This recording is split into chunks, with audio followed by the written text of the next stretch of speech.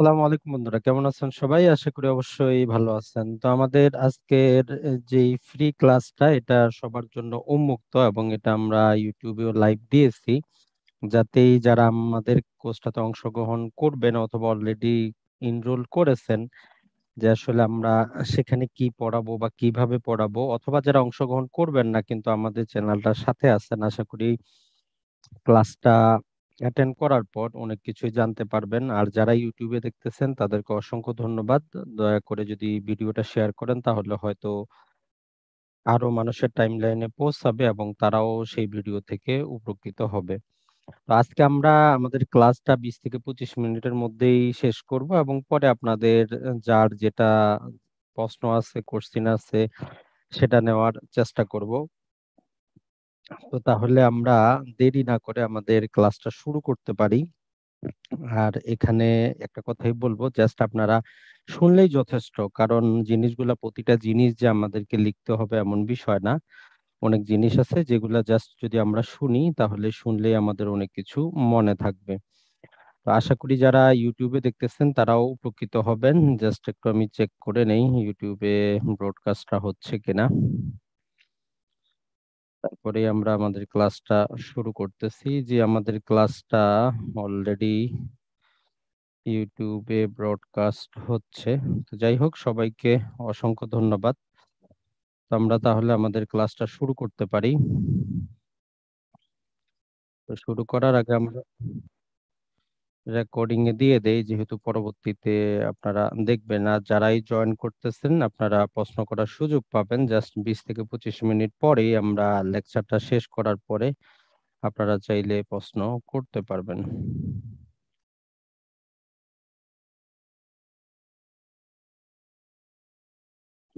তো জমির জমা সংক্রান্ত কাজে বা সম্পত্তির কাজে, সেটা আমাদের যাই হোক, গত ফ্রি ক্লাসটাতেও আমরা কিন্তু দেখিয়েছি যে মোটামুটি আমাদের দৈনন্দিন জীবনে আদালতে যত আইন আছে তার 90%ই আমাদের দেওয়ানি রিলেটেড আইনগুলো। তো এর মধ্যে বেসিক কিছু জিনিস থাকে যেটা আপনি আইনজীবী হন বা আইনের ছাত্র হন তাতে কিছু যায় আসে না, আপনাকে কিন্তু এই জিনিসগুলো কি করতে হয়, জানতেই হয়। তার মধ্যে একটা হচ্ছে আমাদের সম্পত্তির দলিলটা, আমাদের প্রপার্টির দলিলটা। এই দলিলটা নানা প্রকার ভাবে লেখা হয়, বাংলায় লেখা থাকে, কম্পিউটারে কম্পোজ করা থাকে, পুরাতন যে দলিলগুলো আছে সেগুলো আরো হিবিজিবি লেখা থাকে, পাওয়ার অফ অ্যাটর্নি দলিল থাকতে পারে। তো আমাদের মেইন উদ্দেশ্যই হচ্ছে কোর্সটার যে আপনাদেরকে আপনাদের যে ভূমি জ্ঞান আছে সেটাকে জাস্ট কিছুটা অ্যাডভান্স করা। এর পাশাপাশি যারা আইনজীবী আছেন, আইনের ছাত্র আছেন, তারা যাতে আইনটাকে নিজেরা আরো ভালো করে বুঝতে পারেন, প্র্যাকটিস করতে পারেন। তো যাক, আজকে আমরা আপনাদের জন্য, যেহেতু ক্লাসটা ইউটিউবে থাকবে, তো এই জন্য আমরা অনেকগুলো বিষয় নির্ধারণ করেছি যেগুলো আপনি নিজে নিজেও খুঁজে বের করতে পারবেন এবং নিজে নিজেও আপনি বুঝতে পারবেন যে আসলে আপনার কি কি জিনিসগুলো জানতে হবে।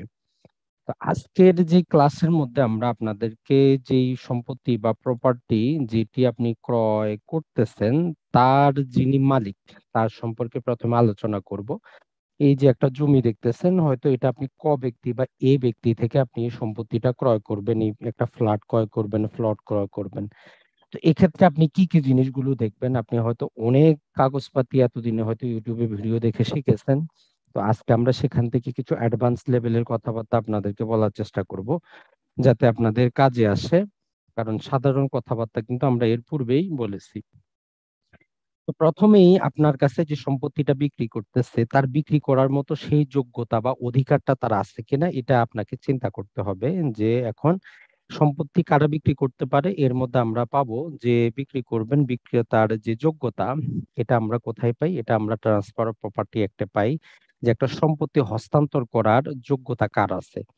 এক নাম্বার কথা হচ্ছে, যেটা সবার জন্য প্রযোজ্য, সেটা হচ্ছে যে অবশ্যই তাকে সম্পত্তিটার মালিক হইতে হবে, অথবা তার বিক্রি করার অধিকার থাকতে হবে, সেটা পাওয়ার অফ অ্যাটর্নির মাধ্যমে।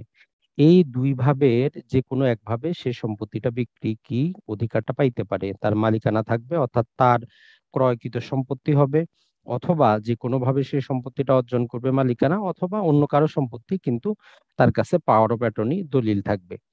এখন এই ব্যক্তিগুলা দুই প্রকারের হইতে পারে। একটা হচ্ছে যে লিভিং পার্সন, যেমন ব্যক্তি আছে, আর একটা হচ্ছে ইনকর্পোরেশন, বিভিন্ন company, real estate developer company হইতে পারে, হাউজিং সোসাইটি হইতে পারে, ব্যাংক হইতে পারে। তো এই দুই প্রকারের হইতে পারে। তাহলে বিক্রেতার যোগ্যতা আমরা যখন দেখতে গেলাম, আমরা দেখতে পারলাম যে তার মালিকানা থাকতে হবে, অথবা তার কাছে বিক্রি করার অধিকারটা থাকতে হবে, পাওয়ার অফ অ্যাটর্নি। আর এই পাওয়ার অফ অ্যাটর্নি গুলো অবশ্যই অবশ্যই রেজিস্টার্ড হতে হবে। এগুলো আগের মতো আমরা যেমন নোটারি করা থাকতো সেগুলো করলে কিন্তু হবে না। পাওয়ার অফ অ্যাটর্নি অবশ্যই রেজিস্টার্ড কিন্তু হতে হবে, এটা কিন্তু মনে রাখবেন। তো তারপরে যদি আমরা দেখি, এই যে ব্যক্তি, যদি আমরা দেখি ব্যক্তির ক্ষেত্রে শুধু ব্যক্তি হইলেই হবে না, ব্যক্তিটা কি করতে হবে, চুক্তি সম্পাদন করার মতো তার একটা যোগ্যতা থাকতে হবে। আপনি চাইলেই যার তার সম্পত্তি ক্রয় করতে পারবেন না। এখন এই চুক্তি সম্পাদনের যোগ্যতা কার আছে, তো এই বিষয়ে যখন আমরা জানতে যাব, একটু বুঝতে যাব, সাধারণভাবে তিনটা আমরা যেটা বলবো শ্রেণীতে বিভক্ত। একটা হচ্ছে যে তাকে অবশ্যই সাবালক হতে হবে, তাকে সুস্থ হতে হবে, কোনো আইন দ্বারা সে দেউলিয়া ঘোষিত হবে না। এই তিনটা শব্দ আমাদের একটু মনে রাখতে হবে। তো এগুলো আমরা কোথায় পাই? এগুলো চুক্তি আইন বলে একটা আইন আছে, তার 11 ধারায় বলে দিচ্ছে যে কে চুক্তি করার যোগ্য আর কে অযোগ্য। এই যে যদি নাবালক হয়, যদি অসুস্থ হয়, অসুস্থ বলতে আমরা এখানে তার মানসিক সুস্থতার কথা বলতেছি, অথবা দেউলিয়া ঘোষিত হয়, তাহলে আপনি তার সাথে চুক্তি করলেও সেই চুক্তিটা শুরু থেকেই অবৈধ হবে। সেই চুক্তির বলে আপনি কোনো প্রতিকার পাবেন না। তাই আপনি যেই সম্পত্তি ক্রয় করতে গেছিলেন, আপনি বিক্রেতার যোগ্যতা যখন খুঁজলেন, ব্যক্তি পেলেন চুক্তি সম্পাদনের যোগ্য হওয়ার জন্য, আপনি চুক্তি আইন অনুযায়ী দেখলেন যে সে সাবালক, অর্থাৎ তার বয়স 18 বছরের বেশি। এখন অনেকে বলবেন যে ভাই, তার বয়স 18 বছরের বেশি হইলেই সে সাবালক হবে, এটা আমরা কোথায় পাবো? এটার জন্য আইন আছে, যে সাবালকত্ব আইন। তাকে সুস্থ হইতে হবে, দেউলিয়া ঘোষিত হওয়া যাবে না। এখন আপনি যদি সম্পত্তিটা কোনো কোম্পানি, রিয়েল এস্টেট ডেভেলপার কাছ থেকে নেন, প্রধান আপনাকে যেটা দেখতে হবে সেটা হচ্ছে মালিকানা অথবা পাওয়ার অফ অ্যাটর্নি। তারপরে দেখতে হবে আসলে সেই কোম্পানিটা নিবন্ধিত কিনা, তার কাছে তার লাইসেন্সটা চাইতে হবে, যে সে যে রিয়েল এস্টেট ব্যবসা করতেছে সে নিবন্ধিত কিনা। এই হচ্ছে বেসিক জিনিসটা আপনাকে কিন্তু জানতে হবে। তাহলে একটা সম্পত্তি যার কাছ থেকে আপনি নিবেন, এই জিনিসগুলো একটু মাথায় রাখবেন যে আসলে এই জিনিসগুলো তার মধ্যে পড়তেছে কিনা। তো অনেকে এখন প্রশ্নটা করবেন যে ভাই, সে সাবালক না, বাকি সবকিছুই ঠিক আছে, তার বয়স 18 বছর হয় নাই, কিন্তু সম্পত্তিটা আমার খুবই পছন্দ, আমি ক্রয় করব কিনা। তো মনে রাখবেন, এই সংক্রান্ত এখন পর্যন্ত যে নিয়ম, যদি আপনি নাবালকের সম্পত্তি ক্রয় করতে চান, যদি উনি মুসলিম হন, দেখতে হবে তার পিতা জীবিত আছে কিনা, যদি পিতা না থাকে দেখতে হবে দাদা আছে কিনা। যদি নাবালকের পিতা অথবা দাদা যদি জীবিত থাকে, তারা নাবালকের পক্ষে সম্পত্তিটা আপনার কাছে মুসলিম আইনে হস্তান্তর করে দিতে পারে, যেটা 100% বৈধ। কিন্তু যদি বাবা এবং দাদা ব্যতীত অন্য কেউ সম্পত্তিটা বিক্রি করতে পারবে না। তারা কখন পারবে? এই জন্য প্রথমে 1890 সালের গার্ডিয়ান এন্ড ওয়ার্ডস বলে একটা আইন আছে, সেই আইনের অধীনে সহকারী জজ আদালতে মামলা করে তাকে অভিভাবক নিযুক্ত হইতে হয়। অভিভাবক নিযুক্ত হওয়ার পর আবার তাকে একটা অ্যাপ্লিকেশন দিতে হয় যে সে এই নাবালকের উপকারার্থে এই সম্পত্তিটা হস্তান্তর করতেছে। যখন আদালত তাকে সেল পারমিশনটা দিবে, তারপরেই সেই বিক্রিটা আপনার জন্য বৈধ হবে। তাহলে নাবালকের সম্পত্তি আপনি চাইলেই ক্রয় করতে পারবেন না, অবশ্যই তার অভিভাবক নিযুক্ত করা থাকতে হবে। আর ব্যতিক্রম হচ্ছে, যদি মুসলিম হয়, তাহলে পিতা অথবা দাদা নাবালকের পক্ষে সম্পত্তিটা বিক্রি করে দিতে পারে। তো অনেকেই রিভার্স প্রশ্ন করেন যে ভাই, এরকম যদি নাবালকের পক্ষে ভাই, চাচা, মামা বিক্রি করে দেয়, তাহলে ওই নাবালক দাবি করতে পারবে কিনা। তো সেটা যদি আমরা তামাদি আইনটা দেখি, তাহলে সেই নাবালক যখন সাবালক হবে, সেখান থেকে 3 বছরের মধ্যে সে দাবি করতে পারবে। তবে পিতা অথবা দাদা বিক্রি করলে সে কিন্তু দাবি করতে পারবে না। এর বাইরে অন্য যদি কেউ বিক্রি করে, তাহলে সে 3 বছরের মধ্যে আদালতে তার সম্পত্তিটা সে দাবি করতে পারবে। তো আমরা বেসিক দুটো জিনিস দেখলাম, তাহলে বিক্রেতার যোগ্যতা এবং নাবালকের সম্পত্তি ক্রয় করা সংক্রান্ত বিষয়। এখন আসি, আপনি যে সম্পত্তিটা ক্রয় করতেছেন, এক্ষেত্রে আপনাকে দেখতে হবে যে জিনিসটা, সেটা হচ্ছে এই সম্পত্তিটার উপর কোনো পাওয়ার অফ অ্যাটর্নি দলিল করা আছে কিনা। উনি তো মালিক ঠিক আছে, কিন্তু উনি কাউকে ক্ষমতাপত্র দিয়ে রেখেছেন কিনা সম্পত্তিটা বিক্রি করার জন্য। কারণ মালিক যদি আপনার কাছে বিক্রিও করে, কিন্তু অন্য কারো কাছে যদি তার ক্ষমতাপত্র দেওয়া থাকে, তাহলে কিন্তু আপনার দলিলটা বৈধতা পাবে না, কারণ যেহেতু এই পাওয়ার অফ অ্যাটর্নি আছে। তো আপনি এটা কোথায় খোঁজ নিবেন? সম্পত্তিটা যে জেলায় অবস্থিত, যে উপজেলায় অবস্থিত, সেখানে সাব রেজিস্ট্রেশন অফিসে আপনি একটা তল্লাশি দিলেই বুঝতে পারবেন। কারণ পাওয়ার অফ অ্যাটর্নি দলিলগুলা রেজিস্ট্রেশন করতে হয়, আপনি সেখান থেকে পেয়ে যাবেন। অথবা বিক্রেতা কারোর সাথে বায়নামা করেছে কিনা, কন্ট্রাক্ট ফর সেল করেছে কিনা, এটাও কিন্তু আপনি সেখানে তল্লাশি দিয়ে জানতে পারবেন। কারণ সে যদি কারোর সাথে চুক্তিবদ্ধ থাকে, আপনার সাথে চুক্তি করলেও চুক্তিটা বৈধ হবে না। একই রকম ভাবে বিভিন্ন কারণবশত সে যদি সম্পত্তিটা বন্ধক দেয়, তাহলে সেই সম্পত্তিটা আপনার কাছে বিক্রি করলেও দলিলটা বৈধতা পাবে না। এটা ছাড়া আরেক প্রকারের সে তার সম্পত্তির উপর চার্জ গঠন করতে পারে। ট্রান্সফার অফ প্রপার্টি অ্যাক্টের 100 ধারা মোতাবেক সে চার্জ গঠন করতে পারে। এখন এই চার্জ জিনিসটা হচ্ছে যে, ধরেন আপনার 1 বিঘা জমি আছে। এখন আপনার কাউকে ভালো লাগলো, তাকে আপনি বললেন যে এই সম্পত্তিটা, যে আপনার এই সম্পত্তিটা আছে, এখান থেকে যে ইনকামটা আসতেছে তার 50% আপনি প্রতি মাসে মাসে তাকে দিয়ে দিবেন। তো এই রকম দেখতে হবে যে সে সম্পত্তিটার উপর সে কোনো প্রকার চার্জ সৃষ্টি করে রেখেছে কিনা, যেটা কোনো পাওয়ার অফ অ্যাটর্নি না, যেটা কোনো বন্ধক না, যেটা কোনো দায়ের জন্য না। ব্যক্তি বা মালিক স্ব ইচ্ছায় সেই সম্পত্তিটার উপর একটা লাইবিলিটি নিয়ে নিল, যে সেখান থেকে যে ইনকামটা আসবে তার উপর থেকে আপনাকে দেওয়া হবে, এইরকম কিছু সৃষ্টি করে রেখেছে কিনা এটাও আপনাকে একটু জাস্ট কি করতে হবে, জেনে নিতে হবে। তো এই যে বেসিক আমরা জিনিসগুলো বললাম, এই বন্ধক, পাওয়ার অফ অ্যাটর্নি, বায়নামা, চার্জ, এগুলো আপনি ওই তল্লাশি দিয়েই জানতে পারবেন সাব রেজিস্ট্রেশন অফিসে, আপনাকে অন্য কোথাও যেতে হবে না। যে বায়নামাটা, এটা শুধুমাত্র আপনি যদি যে কোনো, যেই আমাদের কাছে কার্টিজ পেপার গুলো থাকে বা স্টাম্পে বায়নামা করলে হবে না, এটাকে আমাদের বিক্রয় চুক্তিটাকে অবশ্যই রেজিস্ট্রেশন করতে হবে। রেজিস্ট্রেশন যদি না করেন, আমাদের এসআর অ্যাক্ট যেটা আছে, সুনির্দিষ্ট প্রতিকার আইন বলে একটা আইন আছে, তার 22-এর ক ধারা বলতেছে চুক্তিটা অবশ্যই লিখিত হবে, রেজিস্ট্রেশন আইন অনুযায়ী রেজিস্ট্রিকৃত হতে হবে, তারপরেই সেই চুক্তিটা আপনি বাস্তবায়ন করতে পারবেন। আর আপনি যদি কারোর সাথে বায়নামা করেন, বায়নামা করার ফলে আপনি ওই সম্পত্তিটার মালিক হয়ে যান না। বায়নামা হচ্ছে জাস্ট একটা চুক্তিপত্র যে আপনারা ভবিষ্যতে সম্পত্তিটা একজন আরেকজনের কাছে বিক্রি করবেন, এই জন্যই বায়নামাটা। তো আশা করি সম্পত্তি ক্রয় সংক্রান্ত একজন ক্রেতা হিসাবে আপনার এই জিনিসগুলো একটু দেখা প্রয়োজন। আমরা গত পর্বে দেখিয়েছি যে আসলে কিভাবে আপনি বাস্তব দখলটা দেখবেন, সেটা আমরা একটু জাস্ট ওভারভিউ দেওয়ার চেষ্টা করব। তো মোটামুটি আমাদের ক্লাসগুলোতে আমরা যেটা করি, আপনাদেরকে স্বচ্ছ একটা ক্রিস্টাল ক্লিয়ার ধারণা দেওয়ার চেষ্টা করি যে আসলে সম্পত্তির সাথে কি কি জিনিসগুলো জড়িত। এখন এই জড়িত জিনিসগুলো যখন আপনারা পড়তে যান, পাওয়ার অফ অ্যাটর্নি, তখন আপনাকে আইন জানতে হয় পাওয়ার অফ অ্যাটর্নি। যখন আমরা এই ট্রান্সফার অফ প্রপার্টি একটা চার্জ বলতেছি, তখন আপনাকে ট্রান্সফার অফ প্রপার্টি একটা জানতে হয়। যখন আমরা সাবালক বলতেছি, সাবালকত্ব আইন জানতে হয়। যখন চুক্তির কথা বলতেছি, চুক্তি আইন সম্পর্কে ধারণা রাখতে হয়। এসআরএক বলতেছি, এই যে স্পেসিফিক রিলিফ ট্যাক্স সম্পর্কে ধারণা রাখতে হয়। তার মানে আপনার সম্পত্তির সাথেই কিন্তু যত প্রকার আইন আছে সেগুলো কোনো না কোনো ভাবে জড়িত। তো যাক, এখন আমরা যদি দেখি, তাহলে এই একটা পাতার মধ্যেই আপনারা দেখেন কতগুলো আইন আমাদের সাথে জড়িত হয়ে গেল: চুক্তি আইন, সাবালকত্ব আইন, রেজিস্ট্রেশন আইন, পাওয়ার অফ অ্যাটর্নি, সম্পত্তি হস্তান্তর আইন। তো এগুলা অত বড় কিছু না, আইনের গুরুত্বপূর্ণ ধারাগুলো আপনি জাস্ট 1-2 বার শুনলেই কিন্তু আপনার মুখস্থ হয়ে যাবে। তো এটা ছিল আমাদের সম্পত্তি ক্রয় করা সংক্রান্ত প্রথম পেজের প্রাথমিক আলোচনা। এখন আমরা চলে যাব যে দলিল, যেটা আমাদের সবারই প্রয়োজন পড়ে। যেমন এখানে আপনারা দেখতেছেন একটা দলিল। এই দলিলগুলো, পুরাতন দলিলগুলো বেশিরভাগই হাতে লেখা হয়, খুবই ঘষা মাজা থাকে, আমরা বুঝতে পারি না যে কোথায় কি থাকে, আমরা কোথা থেকে কি বের করব। এটা ছাড়া কিছু ইংলিশ দলিল পাবেন আপনারা, যেগুলো ইংরেজিতে লেখা। যারা হয়তো ইংরেজিতে দুর্বল, তারাও তো চিন্তা করেন যে এখানে কত কিছু লেখা আছে, আমি কিভাবে বের করব। তো আপনি যে ভাষারই হোক, আপনি যদি বুঝতে পারেন যে আসলে কোথায় কি আছে, কিভাবে আপনারা কি বের করবেন, আপনি কিন্তু বুঝতে পারবেন, মূল জিনিসটা যদি আপনার জানা থাকে। তো দেখেন, এখন একটা দলিলের মধ্যে আমরা দেখি যে কি কি জিনিসগুলো আমরা বের করব। 1 নম্বরে যদি আমি আপনাদেরকে বলি, দলিলের মধ্যে আমরা যে জিনিসগুলো বের করব সেটা যদি আমরা বুঝতে পারি, তাহলে এই যে 10 পাতা 14 পাতার দলিলটা আপনি 1 পাতায় লিখে শেষ করতে পারবেন। যেমন দলিল নাম্বার এবং দলিলের তারিখ, যে দলিলটার নাম্বার কত, এটা কত সালের দলিল। যেমন এখানে একটা আপনারা দলিল দেখতেছেন, এর উপরে এখানে কিন্তু দলিল নাম্বার আছে। এটা ছাড়াও এর ভিতরেও কিন্তু আমরা দলিল নাম্বার পাবো, তারিখ পাবো, সবকিছু পাবো। যেগুলো বর্তমানে আধুনিক দলিল, সেগুলোতে তো আরো ক্রিস্টাল ক্লিয়ারলি দেওয়া থাকে, পুরাতন গুলোতেও যদিও হিবিজিবি থাকে।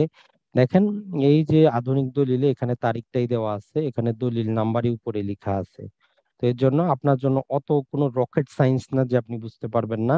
জাস্ট আপনাকে জানতে হবে কি কি জিনিসগুলো আপনি বের করবেন একটা দলিল থেকে। তো তারপরে যদি আমরা দেখি যে দলিলের দাতা গ্রহীতার নাম, কে সম্পত্তিটা হস্তান্তর করতেছে, কে গ্রহণ করতেছে, জমির দাগ নাম্বার, জমির খতিয়ান নাম্বার গুলো আমরা সেখান থেকে বের করব। এই দলিলের মাধ্যমে পুরাতন যে দলিলগুলো আছে, যেগুলোকে আমরা বায়া দলিল বা পীর দলিল বা পুরাতন দলিল বলি, সেগুলো। এটা ছাড়া দলিলের প্রকৃতি, অর্থাৎ এই দলিলটা কোন প্রকারের, সাবকবলা, হেবা, দান না ওসিয়ত, এই সংক্রান্ত বিষয় আমরা জানতে পারবো। এটা ছাড়া আপনার সম্পত্তিটা কোন শ্রেণীতে আসতেছে, দাঙ্গার দলা না কান্ধা না পুকুর, এই জিনিসটা আমরা কিন্তু দলিল থেকে কিন্তু জানতে পারবো। এটা ছাড়া আরেকটা গুরুত্বপূর্ণ জিনিস আমরা জানতে পারবো, সেটা হচ্ছে হারাহারি বা হচ্ছে অংশ। একটা দলিলে একাধিক দাতা থাকতে পারে, একাধিক গ্রহীতা থাকতে পারে। যেমন আমরা পার্টনারশিপে বা শেয়ারে ব্যবসা করি, কারো শেয়ার সেখানে 80% থাকতে পারে, কারো 20% থাকতে পারে। এইরকম একটা দলিলে নাম থাকলেই উনি সমপরিমাণ মালিক হবেন না। আমাদেরকে দেখতে হয় তখন এই হারাহারি অংশে কে কত অংশ সম্পত্তি হস্তান্তর করতেছে অথবা গ্রহণ করতেছে। এই জাস্ট সিম্পল এই কয়েকটা জিনিস যদি আপনার মাথায় ঢুকে, আপনি যে কোনো দলিল পড়তে পারবেন। দলিলে যে অযথা অনেক কিছু লেখা থাকে যেগুলো আমাদের কোনো দরকারই নেই। তো দলিলের পরে যে গুরুত্বপূর্ণ জিনিসটা আসে আমাদের, সেটাকে আমরা বলি খতিয়ান বা রেকর্ড অফ রাইট বা আরওয়ার।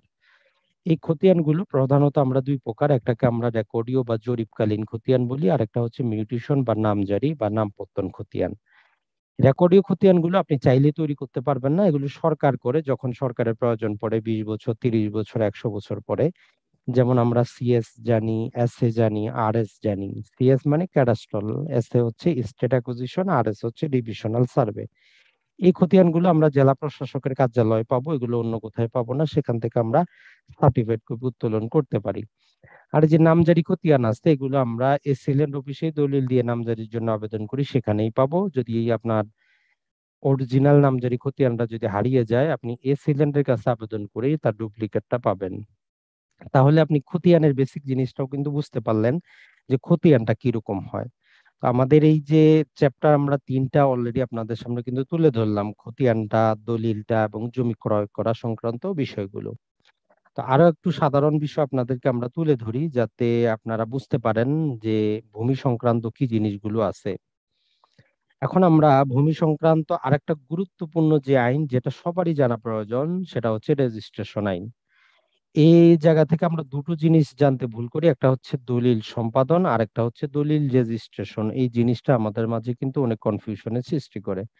দলিল সম্পাদন মানে হচ্ছে যে যিনি সম্পত্তির দাতা, যিনি হস্তান্তর করবেন, উনি যদি দলিলে স্বাক্ষর করেন এবং দুইজন সাক্ষী দ্বারা যদি সেটা প্রত্যায়িত হয়ে যায়, সেটাই কিন্তু দলিল সম্পাদন। এই দলিল সম্পাদিত দলিলটাকে কি করতে হয়, 3 মাসের মধ্যে আমাদেরকে সাব রেজিস্ট্রারের সামনে উপস্থাপন করে এটাকে রেজিস্ট্রেশন করতে হয়। কিন্তু আমাদের বাস্তব প্র্যাকটিসে আমরা যেদিন দলিল করব সেদিনই আমরা সম্পাদন করি, সেদিনই রেজিস্ট্রেশন করি। তো এই জন্য আমরা দলিল সম্পাদন আর রেজিস্ট্রেশনের মধ্যে আমাদের অতটা কিন্তু পার্থক্য আমরা বুঝি না। কিন্তু নর্মালি একটা সম্পাদিত দলিলকে আপনি 3 মাসের মধ্যে রেজিস্ট্রেশন করতে পারবেন। এটা বলতেছে রেজিস্ট্রেশন আইনের 23 ধারা। এখন আপনি সম্পত্তিটা কোথায় রেজিস্ট্রেশন করবেন? আপনারা হয়তো দুইজন ঢাকায় থাকেন, সম্পত্তিটা হচ্ছে এখন চাঁপাইনবাবগঞ্জে, রাজশাহীতে, অথবা সেই পঞ্চগড়ে, অথবা সেই আপনার কক্সবাজারের রামুতে। তো আপনি কোথায় রেজিস্ট্রেশন করবেন? তো এই জন্য রেজিস্ট্রেশন আইনে যেটা বলতেছে, যে রেজিস্ট্রেশন আইনে যদি আমরা দেখি যে সম্পত্তিটা যে জেলায় বেশি অবস্থিত, সম্পত্তির বেশি অংশ যে জেলায় অবস্থিত, সেখানেই আপনাকে দলিলটা রেজিস্ট্রেশন করতে হবে, যেটা বলতেছে আমাদের রেজিস্ট্রেশন আইনের 28 ধারা। 28 ধারা আমাদেরকে বলে দিচ্ছে যে রেজিস্ট্রেশন আইনে 28 ধারা, যে সম্পত্তির বেশি অংশ যেখানে অবস্থিত সেখানে আপনাকে দলিলটা রেজিস্ট্রেশন করতে হবে। 1985 সালের আগে যেটা ছিল, 30 ধারা একটা বলে ধারা ছিল, এর কারণে সম্পত্তি 100 কোথাও হইলেও আপনি রেজিস্ট্রেশন করতে পারতেন। কিন্তু 1985 সালে একটু চেঞ্জ করে বলতেছে যে না, যেখানে বেশি অংশ আপনাকে সেখানে রেজিস্ট্রেশন করতে হবে। তো অনেকে এখন বলেন যে ভাই, যে আমরা মর্গেজ ডিড করি, তো এগুলো তো প্রয়োজনে আমি ঢাকা থেকে নিচ্ছি, আমার বাংলাদেশের 3 অঞ্চলে থাকতে পারে, তো তখন আমি কোথায় রেজিস্ট্রেশন করব? তো নর্মালি সেক্ষেত্রে যেটা হয়, আপনি যে ব্যাংক থেকে আপনার লোনটা নিচ্ছেন সেই অধিক্ষেত্র অনুযায়ী করতে পারেন, অথবা আপনার 3 জায়গার মধ্যে যে জায়গায় সম্পত্তি বেশি যে কোনো এক জায়গায় করতে পারেন। বাকি 2 সাব রেজিস্ট্রেশন অফিসে রেজিস্ট্রেশন আইনের মধ্যে 63, 64, 65 তিনটা ধারা অ্যাড করা আছে, যে সাব রেজিস্ট্রার কি করেন, একটা মেমোরান্ডাম প্রস্তুত করেন, তখন সেই সাব রেজিস্ট্রারের কাছে পাঠান যে এই সম্পত্তিটার উপর একটা মর্গেজ ডিড বা সেল ডিড বা হ্যাবা ডিড প্রস্তুত হয়েছে। তখন তারা সেটা 1 নম্বর রেজিস্টার বুকে রেজিস্ট্রি করে রাখেন। তার মানে আপনি বুঝতে পারলেন যে আপনি যদি বন্ধক দলিলও করেন, সেটা আপনার সম্পত্তি যে জেলায়, সেই জেলা সাব রেজিস্ট্রেশন অফিসে একটা কপি চলেই আসবে। এখন একটা সম্পাদিত দলিল কখন থেকে কার্যকর হয় আমরা জানি। আগে একাধিক ব্যক্তি যারা প্রতারণা করতে চায় তারা তিনটা চারটা পাঁচটাও দলিল করে দেয়, একজনকে দখল দেয় আরেকজনকে দেয় না, দিব দিব বলে। তো সম্পত্তি হস্তান্তর আইন এবং রেজিস্ট্রেশন আইন যদি আমরা দেখি, সম্পত্তি হস্তান্তর আইনের 48 ধারা বলে একটা ধারা আছে, সেখানে একটা কথা বলা আছে যে সময়ের দিক থেকে যিনি আগে হবেন উনি সম্পত্তির মালিক হবেন। আর আমাদের রেজিস্ট্রেশন আইন বলতেছে একটা দলিল যেদিন থেকে সম্পাদন, মানে যিনি বিক্রয় করবেন যিনি হস্তান্তর করবেন উনি যেদিন সিগনেচার করলেন, যেদিন সাক্ষীরা প্রত্যায়িত করে দিল, সেদিন থেকে দলিলটা কার্যকর। এখন আমরা যদি দেখি যে সম্পত্তির সর্বনিম্ন বাজার মূল্য এই জিনিসটা আবার কি, আমরা যখন রেজিস্ট্রেশন আইন পড়বো তার 63 এ যখন পড়বো, আপনি 10 লক্ষ টাকা সম্পত্তি ক্রয় করছেন, এখন মৌজারের যদি আপনার 8 লক্ষ টাকা থাকে আপনি চাইলে 10 লক্ষ টাকা দলিলে উত্তোলন করতে পারেন অথবা 8 লক্ষ টাকা উত্তোলন করতে পারেন। কিন্তু আপনি 10 লক্ষ টাকা সম্পত্তি ক্রয় করলেন, মৌজারের দেওয়া আছে সরকারি দাম 20 লক্ষ টাকা, আপনাকে বাধ্য হয়েই 20 লক্ষ টাকা সেই দলিলে আপনাকে উত্তোলন করতে হবে। এটা প্রতি শতাংশ বা অযুতাংশ হিসাবে দেওয়া থাকে। ঢাকা শহরে যেহেতু জায়গার দাম বেশি, সেখানে অযুতাংশ অর্থাৎ 1 শতকের 100 ভাগের 1 ভাগে দাম নির্ধারণ করা থাকে। আর এর বাইরে সব জায়গায় এখন পর্যন্ত যে আমাদের শতাংশ হিসাবে দেওয়া আছে। এখন অনেকে প্রশ্ন করেন যে ভাই রেজিস্ট্রি ফি কি আমরা বাকি রাখতে পারবো না? কোর্ট ফি আমরা বাকি রাখতে পারি, সিপিসি তে একটা দরখাস্ত দিলে সেকশন 149-এ আমরা কিস্তিতে দিতে পারি। তো দলিল রেজিস্ট্রেশন করার ক্ষেত্রে এরকম কোনো সুযোগ আছে কিনা? তো আসলে 80 ধারা বলতেছে যে না, আপনি দলিলটা রেজিস্ট্রেশন করার সময় আপনাকে কি করতে হবে, যত প্রকার রেজিস্ট্রি ফি আছে যা কিছু আছে সবকিছু একসাথে পেমেন্ট করে দিতে হবে। তা না হলে সাব রেজিস্ট্রার আপনার দলিলটা গ্রহণই করবেন না। তারপর যদি আমরা দেখি, সেটা হচ্ছে আপনি যদি একটা দলিলকে রেজিস্ট্রেশন না করেন, আপনি কি করেন, আপনি হলফনামা করে দেন, শুধু একটা চুক্তি করে রেখে দেন, সেটা কার্যকর হবে কিনা? বলা হচ্ছে যে না, দলিল যদি আপনি রেজিস্ট্রেশন না করেন তাহলে কি হবে না, কোনো মালিকানা হস্তান্তরিত হবে না, সেটা কোনো এভিডেন্স হিসাবে আপনি ব্যবহার করতে পারবেন না, সেটা কোনো আদালত তার উপর ভিত্তি করে আপনার কি করতে পারবে না, আপনাকে মালিকানা দিতে পারবে না। তো দেখেন, তাহলে আমরা জাস্ট খুবই অল্প সময়ের মধ্যে কিন্তু রেজিস্ট্রেশন আইনের মূল যে জিনিসটা সেটা কিন্তু আমরা বুঝতে পারলাম, যে একটা দলিল সম্পাদনের 3 মাসের মধ্যে আমাদেরকে রেজিস্ট্রেশন করতে হবে। একটা দলিল সম্পাদনের দিনই কার্যকর হয়, দলিলটা রেজিস্ট্রেশন না করলে তার কোনো ভ্যালু থাকবে না। এখন আমরা যদি বিস্তারিত জানতে চাই রেজিস্ট্রেশন আইনটাকে, আমাদেরকে 3টা জিনিস পড়তে হবে: 1908 সালের রেজিস্ট্রেশন আইন, 2014 সালের বিধিমালা এবং 2014 সালে একটা ম্যানুয়াল। তো অনেকে বলেন ভাই ম্যানুয়ালে কি থাকে? ম্যানুয়ালে বিভিন্ন কার্য পদ্ধতি দেওয়া থাকে, বিভিন্ন এসআরও যেগুলো জারি করে সময় সময়, সবগুলোকে তারা কম্বাইন করে একটা ম্যানুয়াল প্রস্তুত করে সাব রেজিস্ট্রারদের জন্য। যেমন এসি ল্যান্ডের জন্য তারা কিভাবে নামজারি করবে, সরকারি সম্পত্তি তারা কিভাবে দেখাশোনা করবে, এজন্য তাদেরকে একটা হ্যান্ডবুক ফর এসি ল্যান্ড এবং বিভিন্ন সময় প্রশিক্ষণ দিয়ে কিছু বই দেওয়া হয়। সেম একই রকম ভাবে সাব রেজিস্ট্রারের জন্য হচ্ছে এই ম্যানুয়াল। এই ম্যানুয়ালে বিস্তারিত বলা আছে যে তারা কিভাবে যাবতীয় কার্যক্রমগুলো করবে। তো আশা করি আজকের এই যে আমাদের ক্লাস তার 3য় খণ্ডে আমরা পৌঁছে গেছি। আমরা আসবো এখন শেষ দিকে, যেটা কিন্তু আবার সবার জন্য গুরুত্বপূর্ণ। এইটা একটু জাস্ট আপনাদেরকে যত্ন সহকারে বুঝতে হবে, কারণ সম্পত্তির দাম যেহেতু বৃদ্ধি পাচ্ছে, আপনি যদি ভুল নাও করেন, মানুষ কিন্তু আপনাকে ভুলের মধ্যে ফালাবে, আপনাকে ক্ষতিগ্রস্ত করবে। আপনি যদি রাস্তায়, যদি আপনার যে দিক দিয়ে যাওয়ার, আপনার যদি ডান দিক থেকে যাওয়ার, আপনি যদি ডান দিক থেকেই যান, কিন্তু অপর ব্যক্তি যদি আপনার কি করে উল্টা দিক থেকে আসে আপনাকে অ্যাক্সিডেন্ট করে, বুদ্ধিমানের কাজটা কি? আপনাকে সেখান থেকে সরে যাওয়া। যদিও আপনি আপনার পথে কিন্তু সঠিক ছিলেন, কিন্তু যেহেতু সামনের ব্যক্তি সে অন্যায় করে আপনার দিকে আসতেছে, আপনাকে কিছুটা সময়ের জন্য হলেও কিন্তু মেইন রোড থেকে নিচে যেতে হয়, না হলে কিন্তু অ্যাক্সিডেন্ট করবেন। এই জিনিসটা কিন্তু আপনাদের মনে রাখতে হবে। তো ধরলাম এটা হচ্ছে একটা রাস্তা, রাস্তার পাশেই যে সম্পত্তি গুলা থাকে এগুলার কিন্তু আকাশচুম্বী দাম থাকে, যেখানে প্রতি শতাংশ 10 লাখ, 20 লাখ, 30 লাখও কিন্তু বিক্রি হয়। এখন এইটা যদি একটা সম্পত্তি হয়, টোটাল ধরলাম আমরা অনেক বড় একটা সম্পত্তি বা একটা মৌজা ম্যাপের জায়গা, যার মধ্যে দেখেন 1 নাম্বার দাগ হচ্ছে এটা, 2 নাম্বার দাগ হচ্ছে এটা। এখন 1 নাম্বার আর 2 নাম্বার যারা মালিক তারা কিন্তু জমি বিক্রি করবে না। এখন এই যে 3 নাম্বার দাগের মালিক উনি জমিটা বিক্রি করবে। তো আমরা যদি দেখি যে দেখেন এখানে আমি পৃথক করে দেখেছি, সামনে শুধু ওনার এই অংশ কিন্তু জমি, কিন্তু অনেক ক্ষেত্রে যেটা হয় ক্ষমতার বাহাদুরি দেখিয়ে উনি সামনের গোটা অংশটাই দখল করে থাকেন, 1 এবং 2 ব্যক্তির অংশটা দখল করে থাকেন, আর তাদেরকে পিছনের অংশগুলো কিন্তু দিয়ে দেন। অনেক ক্ষেত্রে পৈতৃক সম্পত্তির ক্ষেত্রেও কিন্তু এরকম হয়। তো তখন আপনি যদি এখন এই 3 নম্বর সম্পত্তি ক্রয় করেন, আপনার উচিত হবে কি, আগে আপনার তার মালিকানাটা যাচাই করা, তার দলিলটা দেখা, যে তার দখলটা কোথায় আছে, সেই মোতাবেক তার দলিলটা আছে কিনা, বা দলিলে কোন দাগ নাম্বার দেওয়া আছে, খতিয়ানে কোন দাগ নাম্বার দেওয়া আছে, সেই দলিল খতিয়ান দিয়ে সে খাজনা দিচ্ছে কিনা, খাজনা দিলে এই বছর পর্যন্ত সে খাজনা দিচ্ছে কিনা।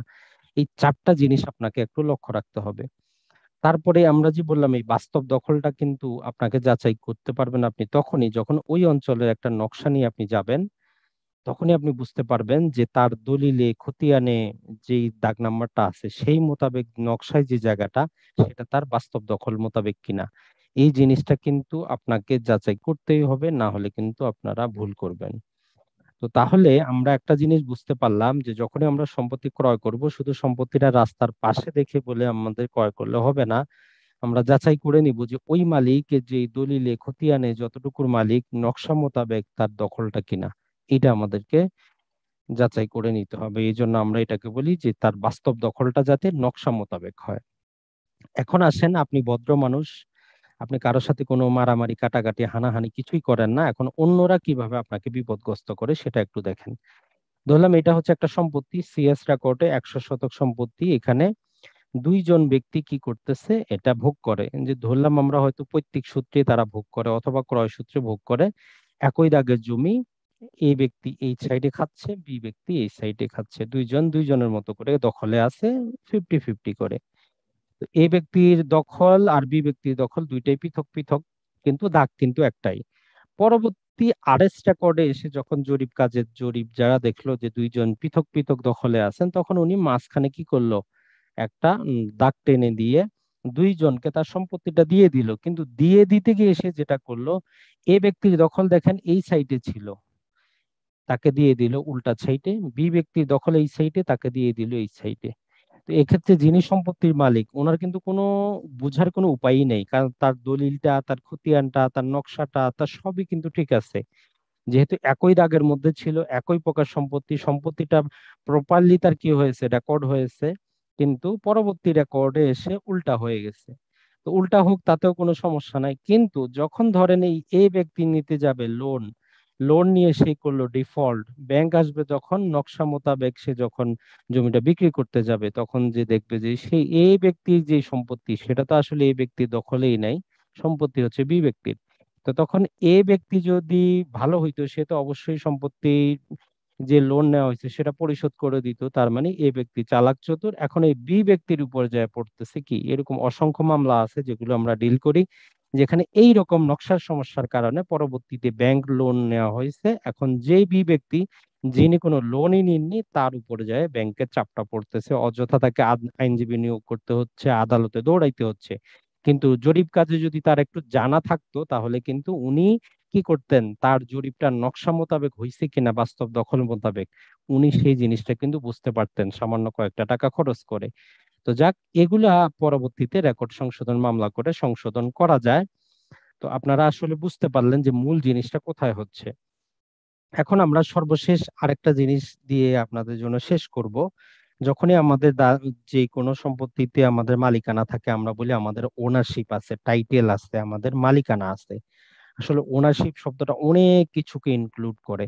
যেমন একটা সম্পত্তি যখনই বলবেন আপনি এই সম্পত্তিটার মালিক, তার মানে কি আপনি সম্পত্তিটা দখল লাভের অধিকারী, সম্পত্তিটা আপনি যে কারো কাছে হস্তান্তরের অধিকারী, যেইভাবে খুশি সেইভাবে উপভোগ করার অধিকারী।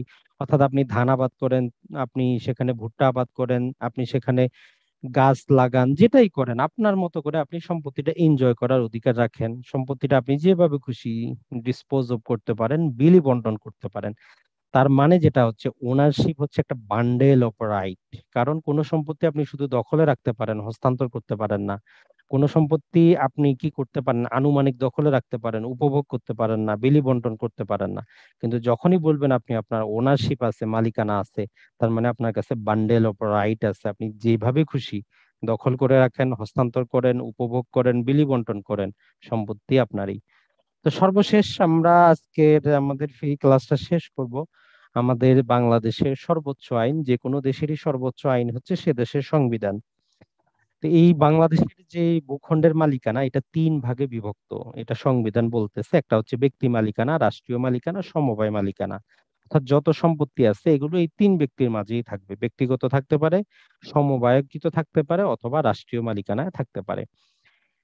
তারপর যদি আমরা দেখি যে আমরা যে আইনগুলোর কথা বললাম আপনাদেরকে এতক্ষণ, রেজিস্ট্রেশন আইন, সম্পত্তি হস্তান্তর আইন, সুনির্দিষ্ট প্রতিকার আইন, সবগুলাই অনেক পুরাতন, সে আজ থেকে 200-300 বছর আগে ব্রিটিশদের তৈরি আইন।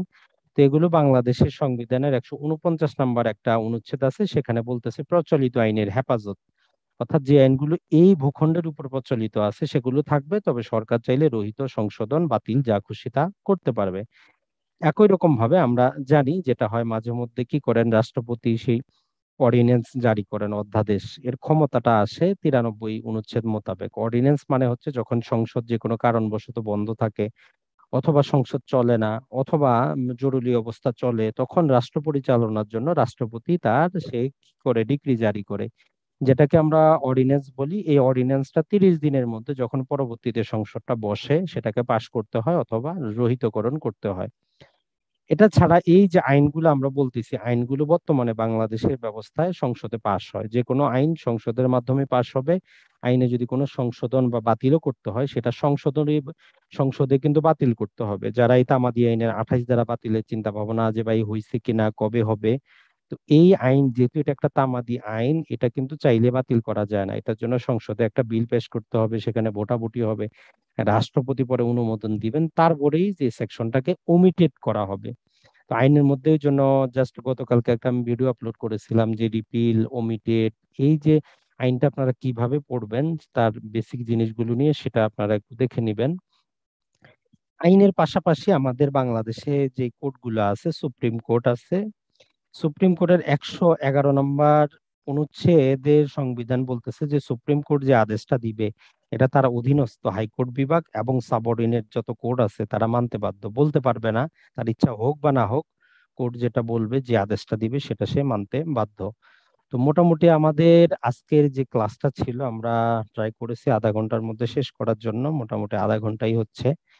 আশা করি যারা এই ভিডিওটা এতক্ষণ দেখলেন আপনার কাজে আসবে। আর যারা কালকে থেকে আমাদের কোর্সটা শুরু হচ্ছে, কোর্সে অংশগ্রহণ করার জন্য অলরেডি ইনরোল করেছেন, তারা তো বুঝতেই পারবেন। আর আমাদের ক্লাসগুলো যেটা হয় সবগুলো রেকর্ড করা থাকে, এই জন্য আপনি যতবার খুশি পরবর্তীতে দেখতে পারবেন। কোনো কারণবশত যদি আপনি অ্যাটেন্ড নাও করেন, কোনো সমস্যা নেই, প্রতিটা ক্লাসেরই আমরা পিডিএফ যে শিটগুলো সেগুলো সরবরাহ করে থাকি। তো আগামী কালকে থেকে তাহলে দেখা হচ্ছে সেম একই টাইমে 9:30টায়, যারা অংশগ্রহণ করবেন তাদের জন্য। আর যারা এখনো ইনরোল হইতে চান, আমরা তাদেরকে যেই ফিটা 4,000 টাকায়, আমাদের টোটাল 24টা ক্লাস, এটা ছাড়া যারা শুধু ভূমি রিলেটেড আমাদের 12টা ক্লাস আছে, সেগুলো অংশগ্রহণ করতে চাইলে আপনি 2,000 টাকায় অংশগ্রহণ করতে পারেন। তো সবাইকে অসংখ্য ধন্যবাদ আমাদের এই ফ্রি কোর্সটাতে অংশগ্রহণ করার জন্য, ইউটিউবে দেখার জন্য। তো এখন আমরা আপনাদের কাছ থেকে, যদি আপনাদের কিছু প্রশ্ন থাকে, কোশ্চিন থাকে, মতামত থাকে, সাজেশন থাকে, আপনারা হাত উঠাতে পারেন, অথবা আমি মাইক্রোফোনটার পারমিশনটা দিয়ে দিচ্ছি, যে 1 বাই 1 বলতে পারেন। ইনশাল্লাহ আমরা ট্রাই করব আপনাদের যতটুকু উত্তর দেওয়ার, ইনশাল্লাহ। জি, অসীম চন্দ্র ভাই, জি বলেন, ভালো আছেন? জি, আদাব ভাইয়া, ভালো আছেন? জি আলহামদুলিল্লাহ। অনেক ধন্যবাদ, এখনো আমাদেরকে স্মরণে রাখছেন। জি, তো কি জি অবস্থা ভাইয়া, আপনার? আমার আছি ভালো। আমার ম্যাপ পাইছি, তবে ম্যাপ গুলো অতটা মানে স্পষ্ট নাই, একটু না, এটা কম আর কি।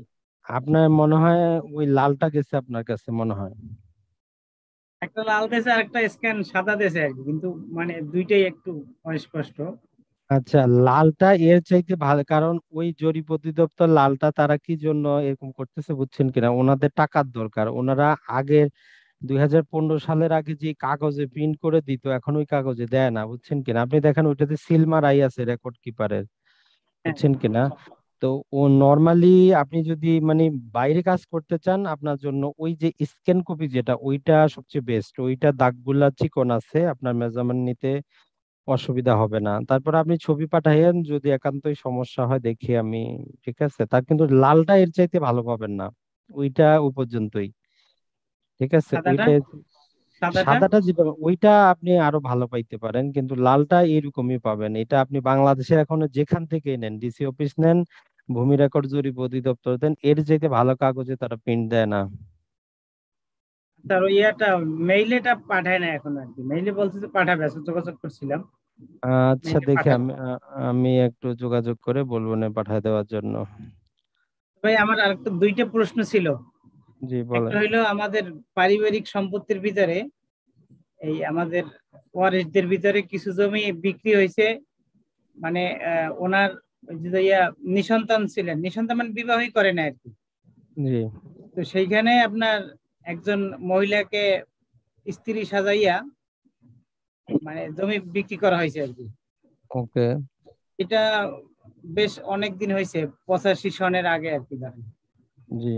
তো এই সম্পত্তিগুলা তো এখন মানে কিছু আছে যে বিক্রি করছে, আর কিছু অবকৃত আছে তার ওই বিক্রি যেগুলো করছে তার ইয়াতে ওই অবিকৃত গুলাও তারা গায়ের জোরে খাচ্ছে আর কি।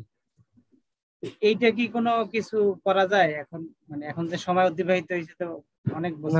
এক নাম্বার কথা হচ্ছে কি যে দেখেন, এখানে যেহেতু আপনার যদি পৈতৃক সম্পত্তি হয়, প্রত্যেক দিক থেকে ওই একটা বুদ্ধি আছে, বাটোয়ারা মামলা করেন, যেখানে একটু এদিক সেদিক করে তামাদিটাকে আপনি রহিতকরণ করে বাটোয়ারা করে দিতে পারেন। আর আপনি যেইটা প্রতারণার কথা বলতেছেন, ফৌজদারি মামলাতে কোনো তামাদি নেই, কথা বুঝছেন কিনা? আপনি ওই প্রতারণার মামলা কিন্তু করতে পারেন, কথাটা বুঝছেন? তো এর মধ্যে আমি আপনাকে আরো রিকোয়েস্ট করব, আগে আরেকটু অনুসন্ধান করেন, সম্পত্তির ভ্যালুয়েশন করেন, দামটা কেমন হবে, বা যারা নিছে তারা কিভাবে কাজগুলা করলো। যদি আপনি দেখেন যে না, ভ্যালুয়েশন ভালোই আছে, ডকুমেন্ট যা কিছু সংগ্রহ করার আপনি করলেন, তাহলে আপনি আর ওই মহিলার একটু খোঁজ নেন, আসলে ওই মহিলা জীবিত আছে না উনিও মারা গেছে যে না, মারা প্রতারণাটা গেছে, করলো। মারা গেছে, মারা আমি গেছে। তো তো সেটাই হচ্ছে কথা। আর যেটা হচ্ছে সেটা মারা যাক, তাতে কিছু যায় আসে না, কারণ হচ্ছে যিনি প্রকৃত যিনি মালিক, ঠিক আছে? তো এখন আপনাকে, উনি জীবিত আছে কিনা, যিনি হয়তো দুই নাম্বারই করছে উনি তো মারা গেছে, যিনি মালিক মানে ওই ওই ওই ব্যক্তি বিবাহ করেই নাই। না, বিবাহ করে নাই। তো যাক, সমস্যা নাই, তাহলে আপনি বাটোয়ারা মামলা করে দেন, ওয়ারিশ সনদ দিয়ে ওইটা দিয়ে হয়ে যাবে আপনার, কথা বুঝছেন কিনা? বাটোয়ারা মামলা করে দেন। না, আর কিন্তু যে দলিল গুলা যে ভুয়া দিছে যে ওইগুলা না, কোন দলিল, যেটা সে করছে নাকি? কিছু করছে, ওই আপনার শ্রাদ্ধ শান্তির কথা বলে না, কিছু কথাটা ওনাকে দিয়ে কথাটা তো দলিল দেওয়া বুঝছি। হয়েছে আপনি মহিলাকে। যখন বাটোয়ারা মামলা করবেন, আপনি তো বর্তমান যারা আছে তাদেরকেও বিবাদী করবেন, আপনাকে বিবাদী তো করতেই হবে। তারাই তখন দলিলগুলা নিয়ে আসবে, আপনাকে তো আনতে হবে না, তারাই তখন নিয়ে আসবে। কিন্তু তখন আপনাকে প্রমাণ করতে হবে যে এই ব্যক্তি তো বিয়ে হয় নাই, কথাটা বুঝছেন? আপনাকে তখন প্রমাণ দিতে হবে যে এই ব্যক্তি তো বিয়ে করে না, তার ওয়াইফ আসবে কোথা থেকে, কথা বুঝছেন কিনা? তো এখন তো, আর সেটা এখন তো ভিন্ন বিষয় যে আসলে আপনি কতটুকু প্রমাণ করতে পারবেন, আপনার দিকে আসবে কিনা। তো ওই জন্য আমি আরেকবার বলবো, আরেকটু ভালো করে খোঁজ নেন, যাবতীয় ডকুমেন্ট সংগ্রহ করার চেষ্টা করেন। এখন ওই যে বিয়ে করে নাই, তো এরকম সমপর্যায়ে অবশ্যই অনেক ব্যক্তি আছে, স্থানীয় চেয়ারম্যান আছে, হ্যাঁ, লোক আছে, তো তাদের আপনার সাক্ষী হিসাবে দিতে হবে এই জিনিসগুলো। আর যে প্রতারণাটা করাইলো, এখন যিনি ক্রেতা উনিও আপনাকে, সবচেয়ে বেস্ট হবে আপনি যদি এটা প্রমাণ করতে পারেন যে ক্রেতা নিজেই যোগসাজশ করে ভুয়া সাজায় সে ক্রয় করছে, কথাটা হ্যাঁ, এটা বুঝেন? এটা করছে, এটা করছে। তাহলে আপনি প্রতিকারটা পাবেন তাড়াতাড়ি। মানে যদি আপনি এইটা যদি যে কোনো ভাবেই হোক, সেটা এখন আপনি যখন মামলা করবেন, আসলে সব বিষয় আপনারাও ভালো করে জানেন যে আসলে এমন কিছু জিনিস আছে যেটা, যেহেতু আমাদেরটা লাইভে চলতেছে, তবে মূল কথা হচ্ছে আপনি প্রতিকার পাবেন যদি আপনি এই জিনিসটা প্রমাণ করতে পারেন যে ক্রেতা নিজেই সেখানে একটা প্রতারণার জন্য সেই কাজটা করছে, তাহলে আপনার যেটা সেটা খুব দ্রুতই আসবে। তবে আমি যেটা বলবো, বাটোয়ারা মামলাটা করে দেন, বুঝছেন কিনা? তো আচ্ছা, তাহলে আচ্ছা, বুঝতে পারছি। তারাই বাকি কাজটা করবে। আর কিছু কিছু জিনিস আছে দেখেন যে অনেক, তারা কি জবাব দিচ্ছে তার উপর ভিত্তি করে আপনাকে ডকুমেন্ট কিন্তু সংগ্রহ করতে হয়।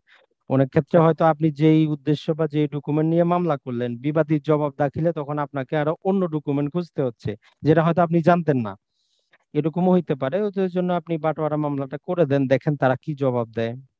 আচ্ছা, আচ্ছা, তো বুঝছি।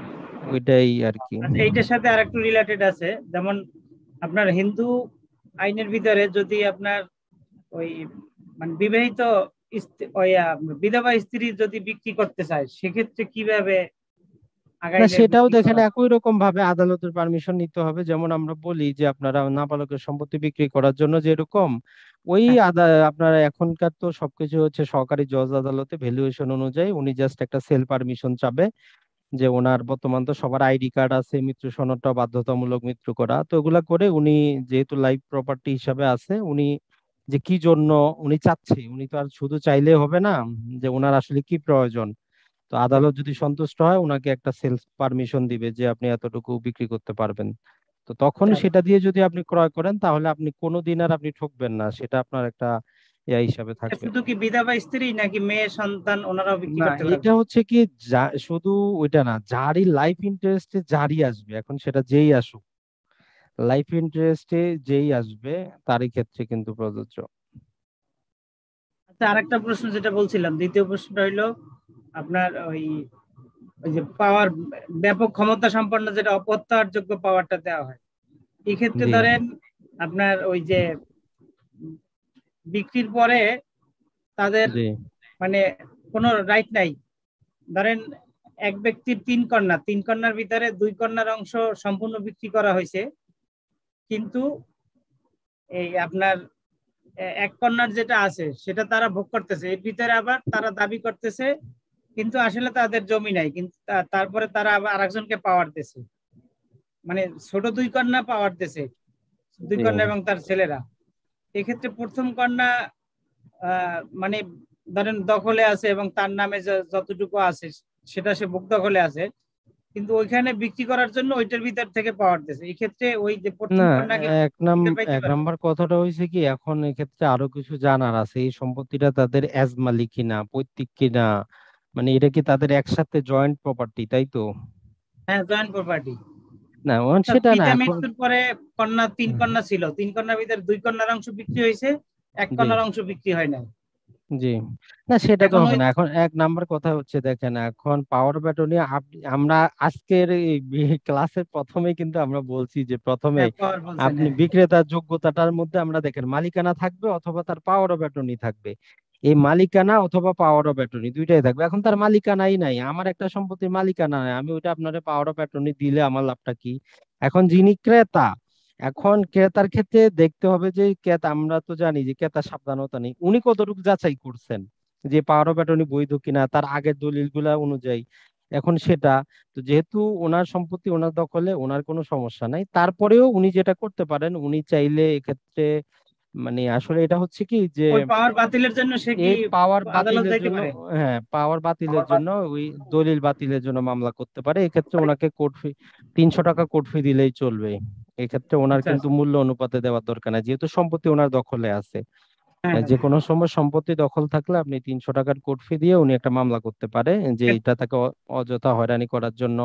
অথবা উনি একটা সবচেয়ে বেস্ট একটা ফৌজদারি মামলা করতে পারে, সবচেয়ে বেস্ট তাৎক্ষণিক প্রতিকার, টাকাও কম লাগবে। যে ওনার অবর্তমানে এইরকম প্রতারণা করার জন্য ওনাকে এরকম একটা পাওয়ার অফ অ্যাটর্নি জাল সৃষ্টি করা হয়েছে, বুঝছেন কিনা? দুইটাই আচ্ছা, আচ্ছা। একসাথে করা যেতে পারে, তাইলে কিন্তু খুব দ্রুত। কারণ বুঝেনি, ফৌজ দেওয়ানি মামলা করলে মানুষ চিন্তা করে আচ্ছা যাক আদালতে দেখবো, কিন্তু ফৌজদারি মামলা যখন পুলিশ গ্রেপ্তার করে আসবে তখন কিন্তু সবার একটু মান সম্মানে লাগে। তো ওই জন্য সবাই কিন্তু একটু তাড়াতাড়ি এটা ইয়া করতে চায় আর কি। তো যাক সেক্ষেত্রে কি ওনার পাওয়ার বাতিল হবে? না, পাওয়ার বাতিলে যে না, দেখেন যে কোনো দলিল একবার রেজিস্ট্রেশন হয়ে গেলে যেটা বললাম, ওইটা আপনি যদি মনে করেন যে এটা আপনার ক্ষতি হবে, আপনার ক্ষতির কারণ হইতে পারে, আপনি ওইটা বাতিলের মামলা করতে পারেন। মামলা তো করতেই হবে, দেওয়ানি মামলা করতেই হবে, বালাম বই থেকে কাটাইতে যতই ফৌজদারি মামলা করেন, দেওয়ানি মামলা আপনাকে করতেই হবে। আশা করি ওই যে বুঝতে পারছেন। হ্যাঁ, প্রথম কন্যার মানে পক্ষ থেকে ইয়েটা করতে হবে আর কি। তার চাইতে আরো সবচেয়ে বেস্ট হইতো যদি উনি যেটা করতেন, আসলে যেটা হয় বাটোয়ারা করে নেওয়াটাই ওই জন্য ভালো। ওই জন্য আমরা বা সবাইকে বলি যে বাটোয়ারা করে নেন, তাইলে আর এই ঝামেলাটা কিন্তু হইতো না, বুঝছেন কিনা? বাটোয়ারা করে নিলে এই ঝামেলাটা কিন্তু আর হইতো না। ঠিক আছে, অনেক ধন্যবাদ। জি, রেজাউল করিম ভাই বলেন। জি, সালাম আলাইকুম আজিম ভাই।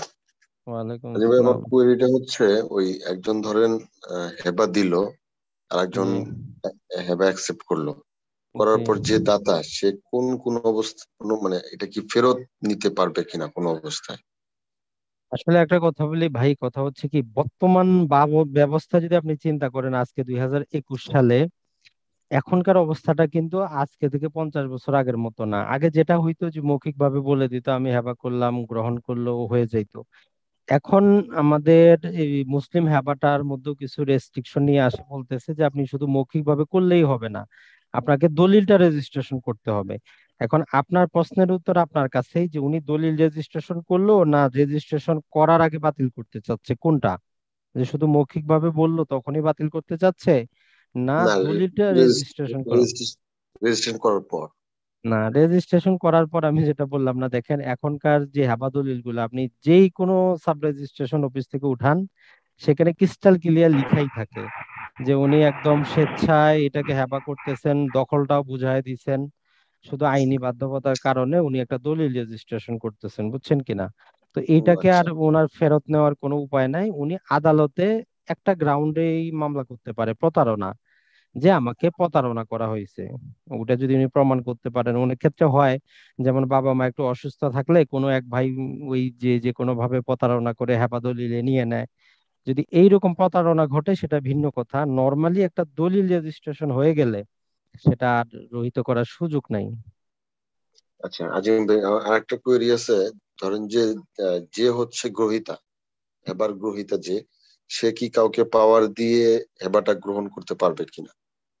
না, এক নম্বর কথা হচ্ছে কি, দেখেন সেটা না, এখন এই হেবা যারা গ্রহীত হবে এদের বিভিন্ন ভাগ ভাগ আছে। যেমন একটা নাবালক ছোট বাচ্চা এখনো গর্ভে আছে, সেও কিন্তু হেবা গ্রহণ করতে পারে। নর্মালি এর জন্য নেক্সট ফ্রেন্ড বলা হয়, বুঝছেন কিনা? আপনি ওই পাওয়ার ব্যাটনি দিয়ে পারবেন, অথবা বর্তমান তো মোবাইলের যুগ, কথার কথা, আপনি বিদেশে আছেন, আপনার বাবা আপনাকে হ্যাপা করবে, তো আপনি কিন্তু হ্যাপাটা সরাসরি গ্রহণ করতে পারেন। অথবা আপনি চাইলে ওই যে যেটা বললাম, যদি আপনার সবকিছু ঠিক থাকে, আপনি এরকম মাধ্যমে পাওয়ার অফ অ্যাটর্নির মাধ্যমে আপনি গ্রহণ কিন্তু করতে পারেন, সমস্যা নেই এখনকার যুগে আর কি। আচ্ছা তবে আচ্ছা। সমস্যা একটা, যেটাই আবার ওই দলিল করতে গেলে যে পারবেন না, কারণ দলিলে বলতেছে আঙ্গুলের ছাপ লাগবে আপনারা, বুঝছেন কিনা? আপনাকে। আচ্ছা। মানে এটাই হচ্ছে, মানে আইনগুলোকে এমন ভাবে করা হয়েছে যে দুইজনের উপস্থিতি দিয়ে বাধ্যতামূলক করার জন্য, যাতে প্রতারণাটা কম ঘটে। জি, ধন্যবাদ। জি, জামাল ভাই মাইক্রোফোনটা আনমিউট করেন, বলেন। জি জামাল ভাই।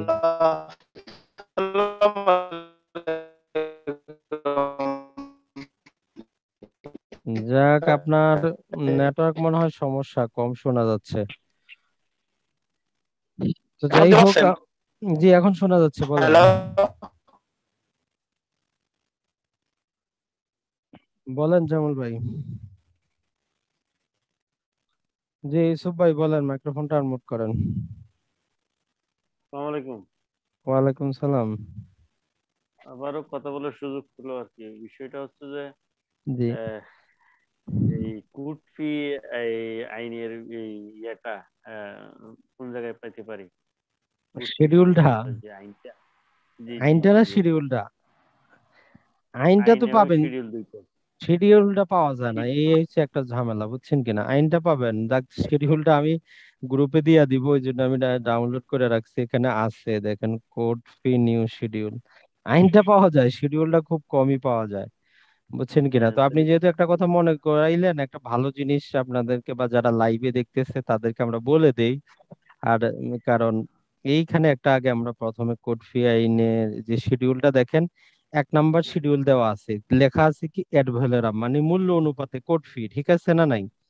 টেবিল জি জি হচ্ছে এ। এখন আমরা সবাই যেটা জানি যে দখল উদ্ধারের মামলার যে স্পেসিফিক রিলিফ একটা 9 ধারা বলা হয় মূল্যের অর্ধেক, কিন্তু দেখেন এখানে অর্ধেক জীবনেও লেখা নাই, মূল্য অনুপাতেই দেওয়া আছে, বুঝছেন কিনা? দেখেন জি যে under relief act under section 9 কত সর্বোচ্চ টাকা হবে কত সেটাও বলে দেওয়া আছে, দেখেন এখানে ম্যাক্সিমাম ফি হবে আপনার 7,500 টাকা। তার মানে আমরা যেটা বলতেছি যে মূল্য অনুপাতের অর্ধেকের জিনিসটা কিন্তু ভুল। আমি ভুল বলতেছি না, এটা কোর্ট ফি শিডিউলে কিন্তু ভুল বলতেছে, দেখেন। কারণ জি যদি মূল্যের অর্ধেক হইতো তাহলে 20,000 টাকা হইতো, যেহেতু টোটাল কোর্ট ফি 40,000 হয়।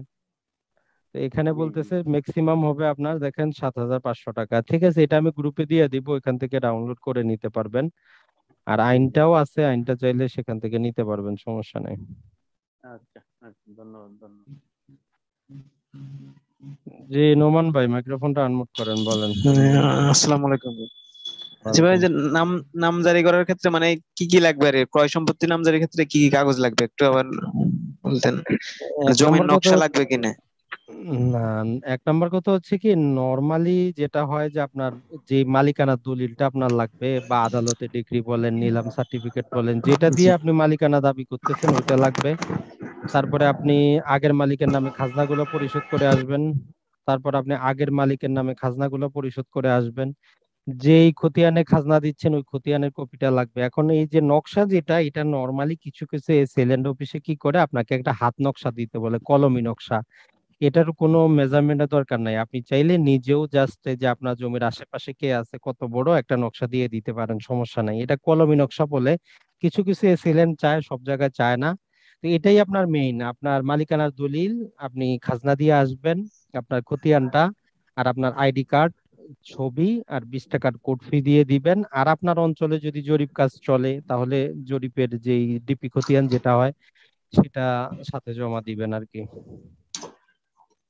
আচ্ছা ভাই, একটা কোশ্চেন হলো যে আমরা একটা ওই যে রেকর্ড সংশোধন একটা মামলা করছিলাম, কিন্তু আমাদের ওই যে এখনো যে যে নামে মামলা করছে এটার নাম ওর নামে কিন্তু এখনো খাজনা আদায় হয়নি আর কি, অর্থাৎ মেইন বালাম এখনো আসে নাই। এক্ষেত্রে কি না আসা পর্যন্ত কি মনে হবে না এখন অনেক সংশোধন?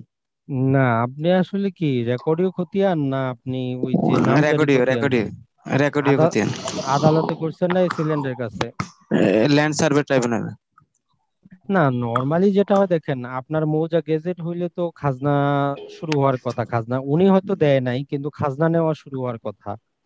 এই 2 নম্বর বইয়ের নাম এন্ট্রি হয়ে যাওয়ার কথা। এখন আপনি দেখেন 2 নম্বর বইয়ের নাম এন্ট্রি হয়েছে কিনা, সেল অফিসে যা দেখেন 2 নম্বর বইয়ের এখনো নাম। বইটা ওনারা বলেছে এখনো বই আসে নাই এমনি, ওরা এই কাগজ বিলি করে গেছে আর কি, মেনটা এখনো আসে নাই বই বললো। তো তাহলে সমস্যা না, আপনি আদালতে যদি ডিগ্রি পান এটা ওইখানে দিয়ে রাখবেন এসিলেন্ট অফিসে, তাহলে হবে, জি সমস্যা জি, নেই। ঠিক আছে, আসসালামু আলাইকুম। জি, মইদুল ভাই, মাইক্রোফোনটা আনমিউট করেন, বলেন। মইদুল হোসেন।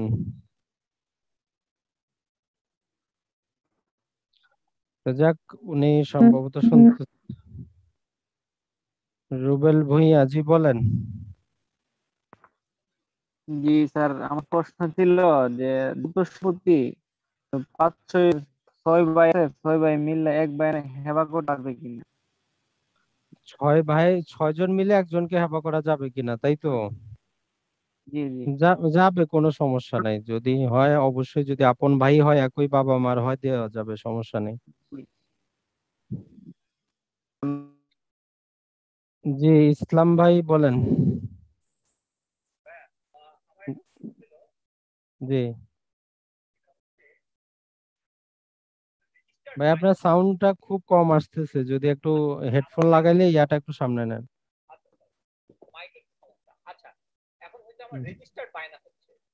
জি জি আমাকে যারা বায়না করবে তারা আহ, আমাকে একটা টাকা দিবে।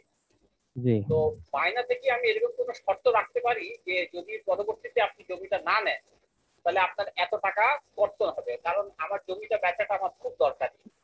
তো এখন যদি তারা না নেয় তাহলে আমার সময়টা নষ্ট হইলো, আর তারা এই জমিটা যদি অন্য কাউরে বেচে বা লাভ করতে চায় সেই হিসেবে আমার আটকে ফেলবে। তো আমি কি এরকম কোনো শর্ত রাখতে পারি কিনা?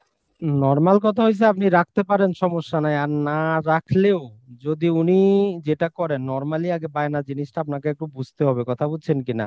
হ্যাঁ, সেই আপনি আর কি। ওরকম বায়নার ক্ষেত্রে যেটা হয় যে বায়না দলিলে যদি আপনি মেয়াদ দেন, যে ধরলাম আপনি 4 মাস মেয়াদ দিলেন, এখন এই 4 মাসের মধ্যে যদি উনি রেজিস্ট্রেশন করে না নেয়, আপনাকে টাকা পয়সা না দেয়, আপনি চাইলেই কিন্তু এই 4 মাস পরেও অন্য কোথাও বিক্রি করতে পারবেন না।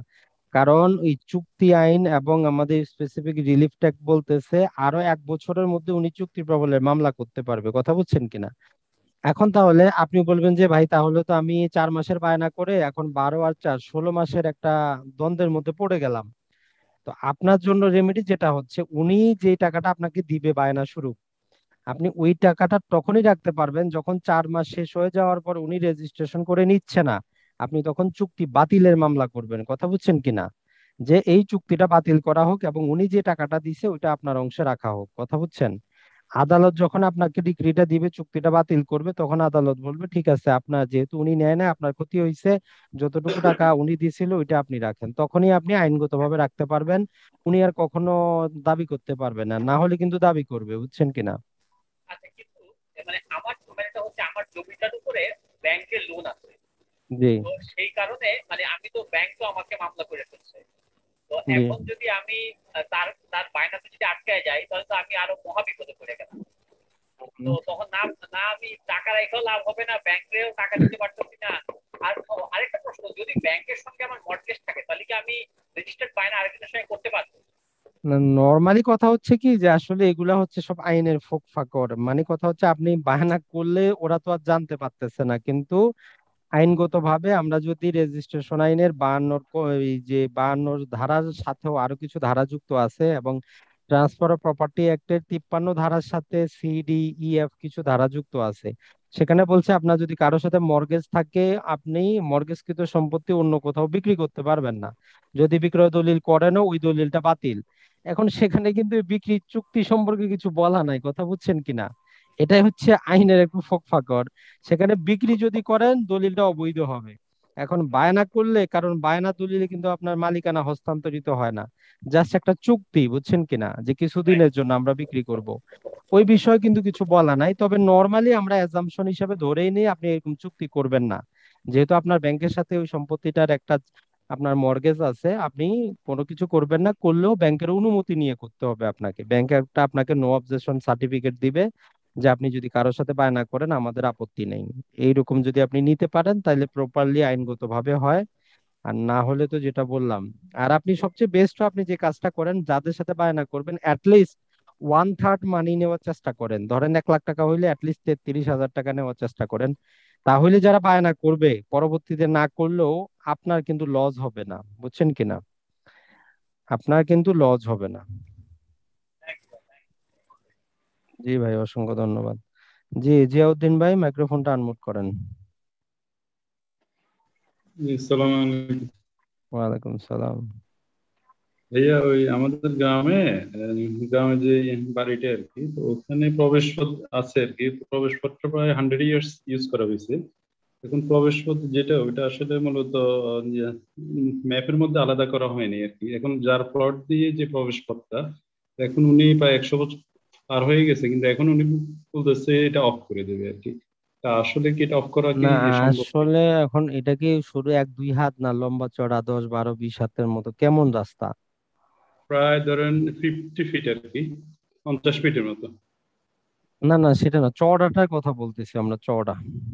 চওড়া প্রায় 9 ফিট আর কি, না 9-10 ফিট। নর্মালি যেটা হয়তো এতদিন এত বড় এত রেকর্ড হয়েছে, সেই রাস্তাটা রাস্তা হিসাবে রেকর্ড করাইতে পারেন নাই আপনারা? এত রেকর্ড হয়েছে আজকে 100 বছরে। না আসলে এটা মুরব্বীরা ওই মৌখিক ভাবে যেভাবে হাঁটতেছে ওইভাবে হাঁটতেছিল আর কি। তো এখন ওইভাবে দেখ, আলাদা কোনো প্লট নর্মালি হয়। কথা হয়েছে কি, দেখেন এক্ষেত্রে কিছু যে আমরা বলি ইজমেন্ট বা সুখাধিকার আছে, সেখানেও কিছু নিয়ম আছে। আপনি যখন 20 বছর যাতায়াত করেন, তারপরে আপনার আদালত থেকে ডিক্লার করে নিতে হয় যে জমিটা আপনার না হইলেও এখানে আপনার সুখাধিকার থাকবে, বুঝছেন কিনা? তো আপনারা জি। 100 বছর করলেও সমস্যা, যেটা আপনি তো আদালত থেকে ডিক্লার করে নেন নাই। আরেকটা কথা, হুম। এই সমস্ত বিরোধ আসলে আদালতে না যায় স্থানীয়ভাবে মীমাংসা করাটাই কিন্তু সবচেয়ে বেস্ট, বুঝছেন কিনা? এই সমস্ত আচ্ছা বিরোধ, আচ্ছা। কারণ এগুলা তো বুঝেন যে ওই যে সমাজের মধ্যে হয়তো কিছু যখন কারোর সাথে একটু দ্বন্দ্ব বেশি থাকে, স্বার্থে আঘাত ঘটে, তখনই কিন্তু এইগুলা বেশি আসে। তারপরেও আপনি জি। স্থানীয়ভাবে একটু দেখতে পারেন যে না, এটা আপনি করতে পারেন না, এসিলেন্টের কাছে একটা নালিশ দিতে পারেন, ইউনোর কাছে দিতে পারেন। সেটাই আপনার কাজ করবে। আদালতে গেলেও আপনি অতটা প্রতিকার পাবেন না। যদি আপনি ওই 20 বছর পূর্ণ হওয়ার পরে যায় যদি একবার ডিক্লেয়ার করে নিতে পারতেন, তাহলে আর উনি কিছু করতে পারতো না। এখন আপনারা তো সেটা তো করেন নাই সেই সময় আর। আর অথবা যদি না আপনি এটা এটা আসলে যদি জমির ব্যাপার। এটা যদি রেকর্ডে আপনি উঠাইতে পারতেন, তাহলে অটোমেটিক এটা খাস হয়ে যাইতো, বুঝছেন কিনা? সরকারি রাস্তা, যে আচ্ছা কোনো আচ্ছা আচ্ছা। রাস্তা যখন একবার রেকর্ড করে ফেলাইতে পারবেন, সেটা অটোমেটিক খাস হয়ে যায়। যেমন নদীগুলা আছে, যেমন রাস্তা চলাচলের রাস্তা, এগুলো কিন্তু খাস অটোমেটিক, যে ব্যবহার করতেছে ওই জন্য এটা খাস হয়ে গেছে সবাই পাবলিক রোড হিসাবে। আচ্ছা আচ্ছা। না এখন মূলত তো আসলে এগুলো এজমালি ছিল, মানে হচ্ছে এক ভাই ছিল, এরপরে অন্য ভাই আরেক ভাইকে হাঁটতে দিছে, এভাবে হয়েছে আর কি। বিষয়টা ওইটা এখন এখন আসলে হঠাৎ ওইটাই করে বললাম, আইসা। এইটাই সবচেয়ে বেস্ট হয় আর কি। এখন তারপরেও অনেক ক্ষেত্রে যেটা দেখা যায় আসলে একজনের উপর জুলুমও করা হয়, যে অন্যরা ভাগের অংশ ঠিকই নিচ্ছে, ওনার অংশ দিয়ে রাস্তাটা পড়ে গেছে, এরকম কিন্তু অনেক হয়। তো সেটাও জি একটু ওইটাই। যাচাই বাছাই করে দেখেন যে আসলে সবাই কি তার জমি থেকে কিছু ছাড় দিয়ে রাস্তাটা দিছিল, না এককভাবে ওনার অংশ দিয়েই আপনারা রাস্তাটা নিয়ে গেছেন। সেরকম যদি হয় তাহলে ওই তো চেয়ারম্যানের কাছে একটু বুঝাই সুঝাই বলেন, এটাই কিন্তু সমাধান। এর মানে আদালতে গেলে আপনার, যেহেতু আপনি রাস্তাটাতে কোনোভাবে কিছু করাইতে পারেন নাই, বুঝছেন কিনা, এটা আপনার জি ওই জি। প্রাইভেট রাস্তা হিসাবেই আছে।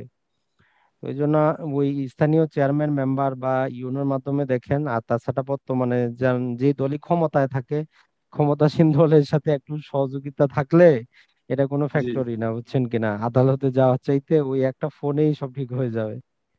না, আদালতে গেলে তো লম্বা সময় হয়ে যায় এটা আসলে। সেটাই আর কি। জি ভাই। আচ্ছা, আরেকটা যে প্রশ্ন ছিল এর আগে আমার, সেটা হচ্ছে যে কি ওই যে বকেয়াতে যদি কোনো মালামাল বিক্রি করা হয়, এক্ষেত্রে কি ভাই আইনটা কি আপনি করছিলেন, ঘাটাঘাটি করছিলেন কিনা বা? বকেয়াতে বলতে কি দেখেন, আপনাদের জন্য ওই সেল এন্ড গুড একটা আছে, ওইটা জিনিস আলাদা। যেমন কথা, আপনি মহাজন মানুষ, প্রতিদিন কত টাকা আপনি করলেন, বিক্রি করলেন, কাকে কত বকেয়া দিলেন, আপনার যে ডেইলি এন্ট্রি খাতাটা আছে, ওইটা দিয়ে আপনি জি প্রতিকার পাইতে পারবেন, বুঝছেন কিনা। আপনার যে রেজিস্টার্ড যেটা থাকে, ওইটা দিয়ে জি। আপনি প্রতিকার পাবেন, বুঝছেন কিনা। ওইটা দিয়ে আপনি প্রতিকার আচ্ছা পাবেন। আচ্ছা। আপনার কারণ চিন্তা করেন, আপনি একটা কারো কাছে একটা 100 টাকা জিনিস বিক্রি করবেন, তাই তো চুক্তি করবেন না। তো এগুলা না। নর্মালি যেটা হয়, বংশ পরম্পরায় ওই টালি খাতা থাকে, বাৎসরিক হিসাবে কত টাকার জিনিস নিচ্ছে, কত টাকা জমা করলো, কত টাকা বাকি আছে। তো সেই খাতাটা দিয়ে কিন্তু আপনি ওনার কাছ থেকে টাকা উদ্ধারের মামলা করতে পারবেন, সমস্যা নেই। আচ্ছা আচ্ছা, থ্যাংক ইউ ভাই। জি মাসুদ ভাই, মাইক্রোফোনটা আনমিউট করেন। আসসালামু আলাইকুম, মাজিম ভাই কেমন আছেন? জি ভাই, আলহামদুলিল্লাহ, ভালো, বলেন। আমার দুই তিনটা প্রশ্ন আছে, ওখানে মেজর এবং মাইনর প্রশ্ন। প্রথম প্রশ্ন হলো যে ভাই কিছুক্ষণ আগে জিজ্ঞেস করলো যে মানে যে চলাফেরার যে রাস্তাটা, এটা যদি সরকার খাস করে নেয়, তাহলে আমরা জানি সরকার কখনো মানে অ্যাকোয়ার না করে বা ক্ষতিপূরণ না দিয়ে খাস করে না, তাহলে সেই ক্ষেত্রে কি সরকার কি না না, মানে এখন ভূমিকা কথাটা দেয় দেখেন, কিছু কথা হয়েছে কি, যে দেখেন খাস হওয়ার অনেক কারণ আছে, স্টেট অ্যাকুইজিশন টেন্ডেন্সি একটা। নর্মালি যেটা হয় যে যেগুলো পাবলিক চলাচলের রাস্তা, ওগুলা কিন্তু খাস রাস্তা। চিন্তা করেন, আপনার নদীর পাশে একটা নদী আছে, আপনার জমির পাশে নদী আছে, আপনার জমিটা নদীতে ভাঙে গেল, সরকার কিন্তু আপনার ক্ষতিপূরণ দিবে না, অটোমেটিক খাস হয়ে গেছে, কথাটা বুঝছেন কিনা। তো জি এই জি জন্য যে জায়গাটা আপনারা নিজেই চাচ্ছেন ওইটা খাস হোক, কথাটা বুঝেন, যে জি আপনারা নিজেই চলাচলের জন্য ওইটা রাখে দিছেন, ওইটারে জি বড় করছেন। এখন হয়তো আপনার বাড়ির সামনে দিয়ে যদি ফাঁকা থাকে, অন্যদিকে একটা পাকা রোডের সাথে যায় ওই রাস্তাটা লাগতে পারে। 10 বছর হাঁটার পর দেখলেন যে এটা আপনারা নিজেরা একটু ইট টিট দিলেন, পরে চেয়ারম্যান আসে সে এটারে পাকা করে দিল, তো এটা কি আপনার ব্যক্তি মালিকানা থাকবে? থাকবে না। ওই রাস্তাটা যখন আপনাদের ইচ্ছায় সেটা খাস হইলো, কথাটা বুঝেন। জি জি। সরকার তো বলে নাই যে আমার দরকার, আপনারা বলছেন যে আপনাদেরই দরকার।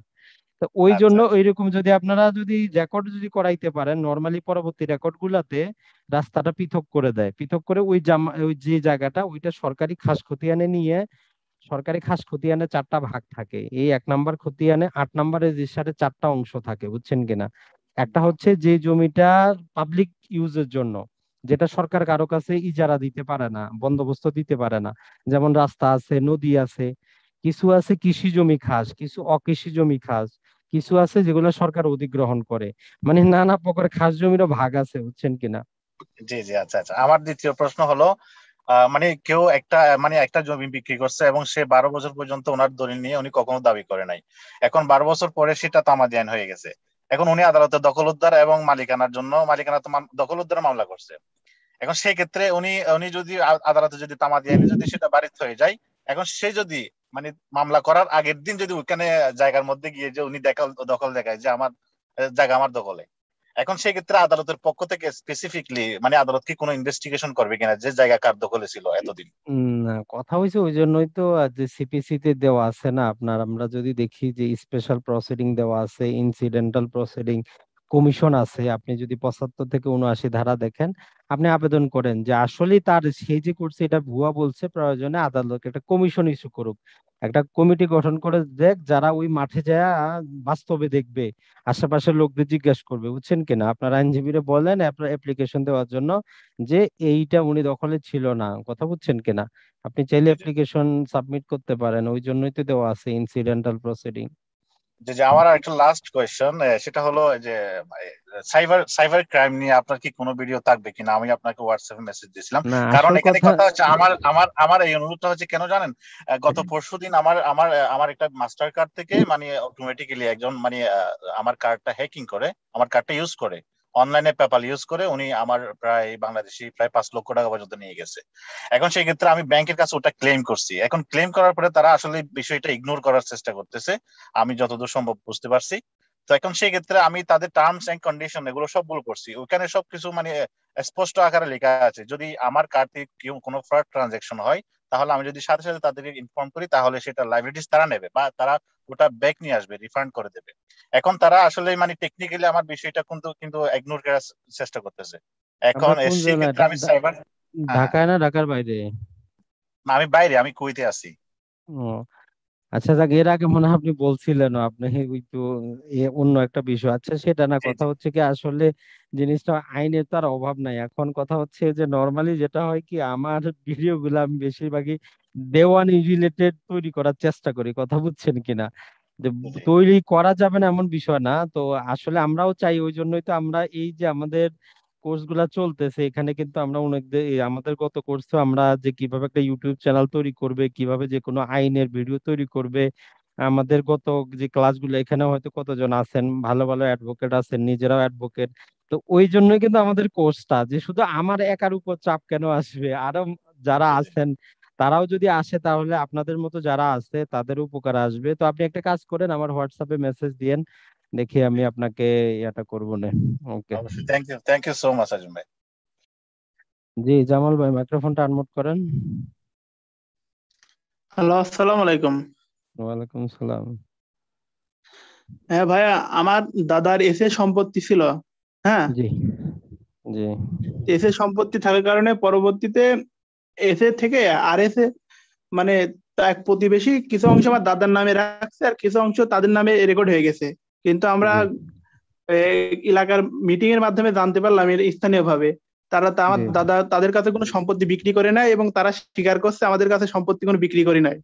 জি। কিন্তু আমরা এসে খতিয়ান তুলতে যাই দেখছি কোনো জায়গায় পাওয়া যাচ্ছে না, এটা অনলাইনেও পাওয়া যাচ্ছে না, ডিসি কোড থেকে বলছে এই পাতাটা না। এখন এখন এই খতিয়ান আমরা কিভাবে তুলতে পারি? এক নম্বর এসে কথা খতিয়ান। হচ্ছে, আপনি যাবেন তহসিলদারের কাছে, আগে যায় দেখবেন, বলবেন যে এসে খতিয়ানটার 2 নম্বর বইটা দেখার চেষ্টা করবেন, যে এখানে খাজনা নেওয়া হইতো, কথা বুঝছেন কিনা। আপনি আগে হ্যাঁ হ্যাঁ। তহসিলদারের কাছে যায় আগে ওইখানে দেখবেন যে আসলে আছে কিনা, থাকলে কার আছে, কথা বুঝছেন। তো সেখান থেকে উনি কিন্তু তহসিলদারকে আপনাকে, গেছিলাম। না তহসিলদার আপনাকে সার্টিফাইড কপি দিবে না, অ্যাটলিস্ট আপনি তথ্যটা জানার চেষ্টা করেন আগে, বুঝছেন কিনা, যে এটা কার নামে আছে, কে খাজনাটা দিচ্ছে, এই তথ্যটাকে জানার চেষ্টা করেন। তো আপনি যখন তথ্যটা জানবেন, এখন দ্বিতীয় ধাপ হচ্ছে আপনার এর সার্টিফাইড কপিটা আপনি কোথায় থেকে পাবেন। তো নর্মালি যেটা হয় যে আসলে খতিয়ানের 3টা কপি থাকে, একটা এসিলেন্ট অফিসে, একটা থাকে আমাদের তহসিল অফিসে, একটা ডিসি অফিসে। এটা ছাড়াও ডিসি অফিসের বাইরেও ওই যে আমাদের জেলা জজের কাছেও কিন্তু একটা কপি থাকে। সিভিল কিন্তু কোড, ওই, সিভিল কোড, সিভিল কোড। জি, কিন্তু আপনি কোর্টে আবেদন করলে কিন্তু আবার পাবেন না। এখন যারা ডিসি সাহেব আছেন, ওনারা যদি মানে কি বলবো ভালো হয়, তাহলে ওনাদের কাছে আবেদন করলে ওনারা ওনাদের কপি থেকে সার্টিফাইড কপি দেওয়ার চেষ্টা করে। অথবা যেগুলা ধ্বংস হয়েছে, ওনাদের দায়িত্ব কিন্তু ওগুলাকে তৈরি করা, প্রয়োজনে যেটা জেলা যে জেলা জজের কাছে থাকে সেটা থেকে আনে তৈরি করা। কিন্তু কেউ করেন কেউ করেন না। তারপরেও আমি যেটা বলবো, আপনি তাহলে একটা কাজ করতে পারেন, আপনি তথ্য অধিকার আইনের সহায়তা নিতে পারেন, বুঝছেন কিনা। হ্যাঁ আপনি জি ভাই।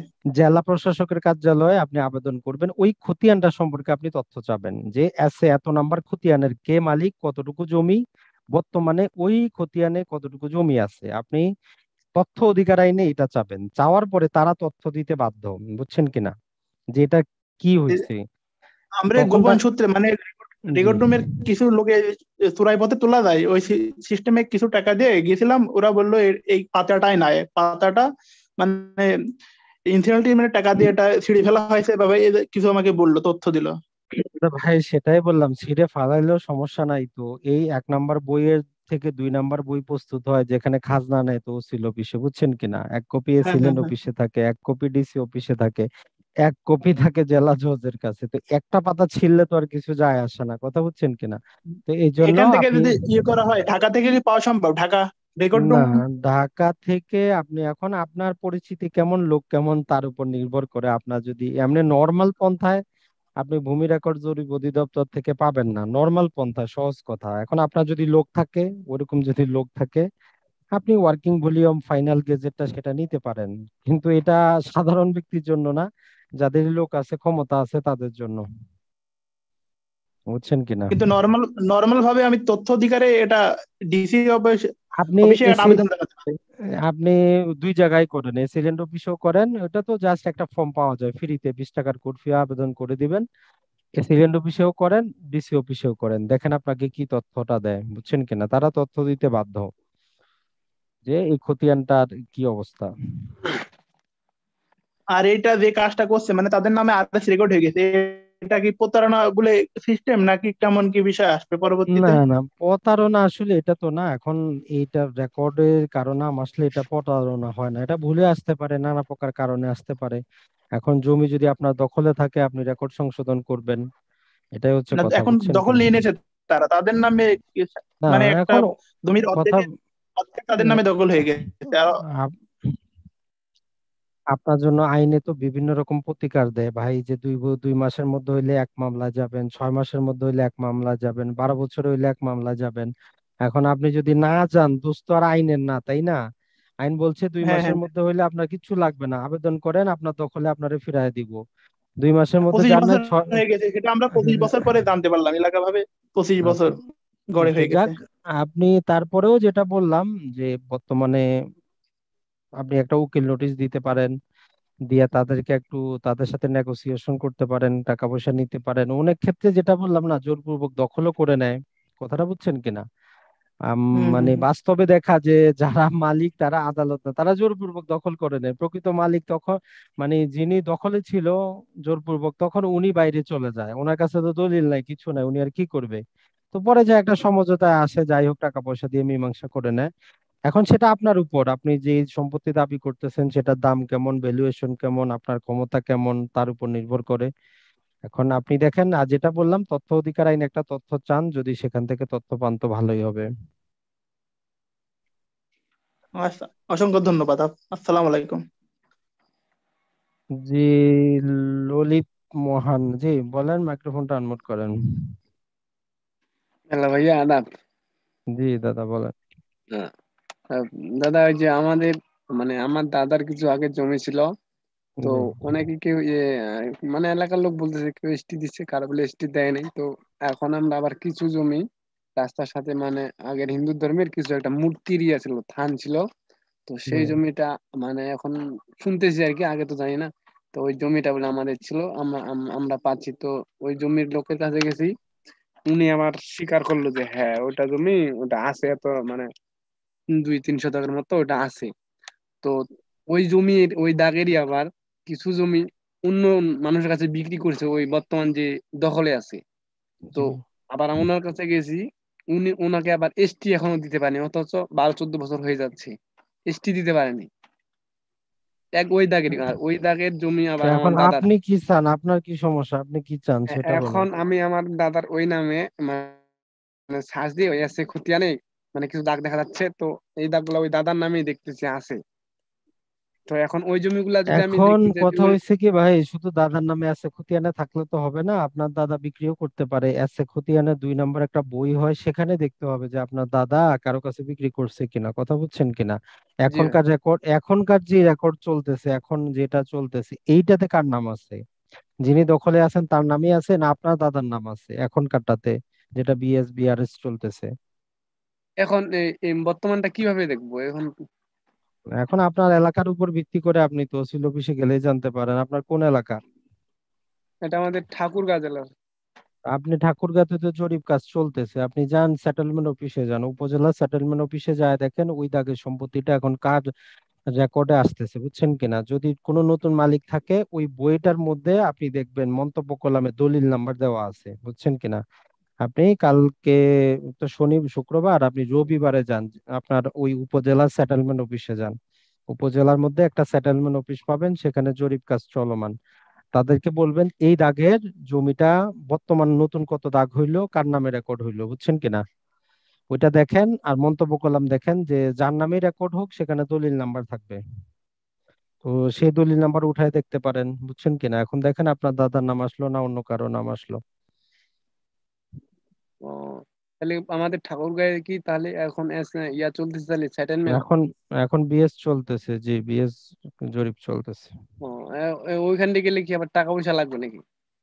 নর্মালি সরকারি ফি তো নাই, তারপরেও সব বাংলাদেশের সব অফিসে চা খরচ তো দিতেই হবে, তাই না? 50-100 অবস্থা ভেদে বলবে 200 টাকা দেন, 100 টাকা দেন, সেটা ওটা কি এখন আপনার গেলে ভাইয়া সাথে সাথে কি ওরা দেখবে, দেখায় দিবে ওরা? দেখাই দেওয়া তাদের দায়িত্ব কর্তব্য। তারপরেও যেটা বললাম না, ওই যে না দিলে 100 টাকা দিবেন, যে কি আর করা, তারপরে দেখাবে, এটা আর কি। নর্মালি ফ্রিতেই দেখানোর কথা, বুঝছেন। ভাই আমাদের তারপরেও এলাকায় 5,000 করে নিচ্ছে ঠাকুরগাতে, 100-200 দিবে না। না ভাই, আমার নিজের বাসা ঠাকুরগাঁও, আমি জানি, বুঝছেন। আপনার আমিও জানি আপনার ভাই, সেটাই। আপনি হয়তো আপনি হয়তো ওই আপনাকে ওইরকম পাইছে ওই জন্য নিচ্ছে, বুঝছেন কিনা। ম্যাক্সিমাম ওইটা হচ্ছে ফ্রিতে দেখানোর দায়িত্ব, কথা বুঝেন, ফ্রিতে দেখানোর দায়িত্ব। তারপরেও এখন 100-150 টাকা দিলে আপনি যে খুশি দেখতে পারেন, তাতে কোনো বাধা নাই, বুঝছেন কিনা। কারণ দেখার জন্য তো আর আপনার এত টাকা নেওয়ার কথা না, আপনি হয়তো কোনো কাজ করাইতে চাচ্ছেন ওই জন্য নিচ্ছে।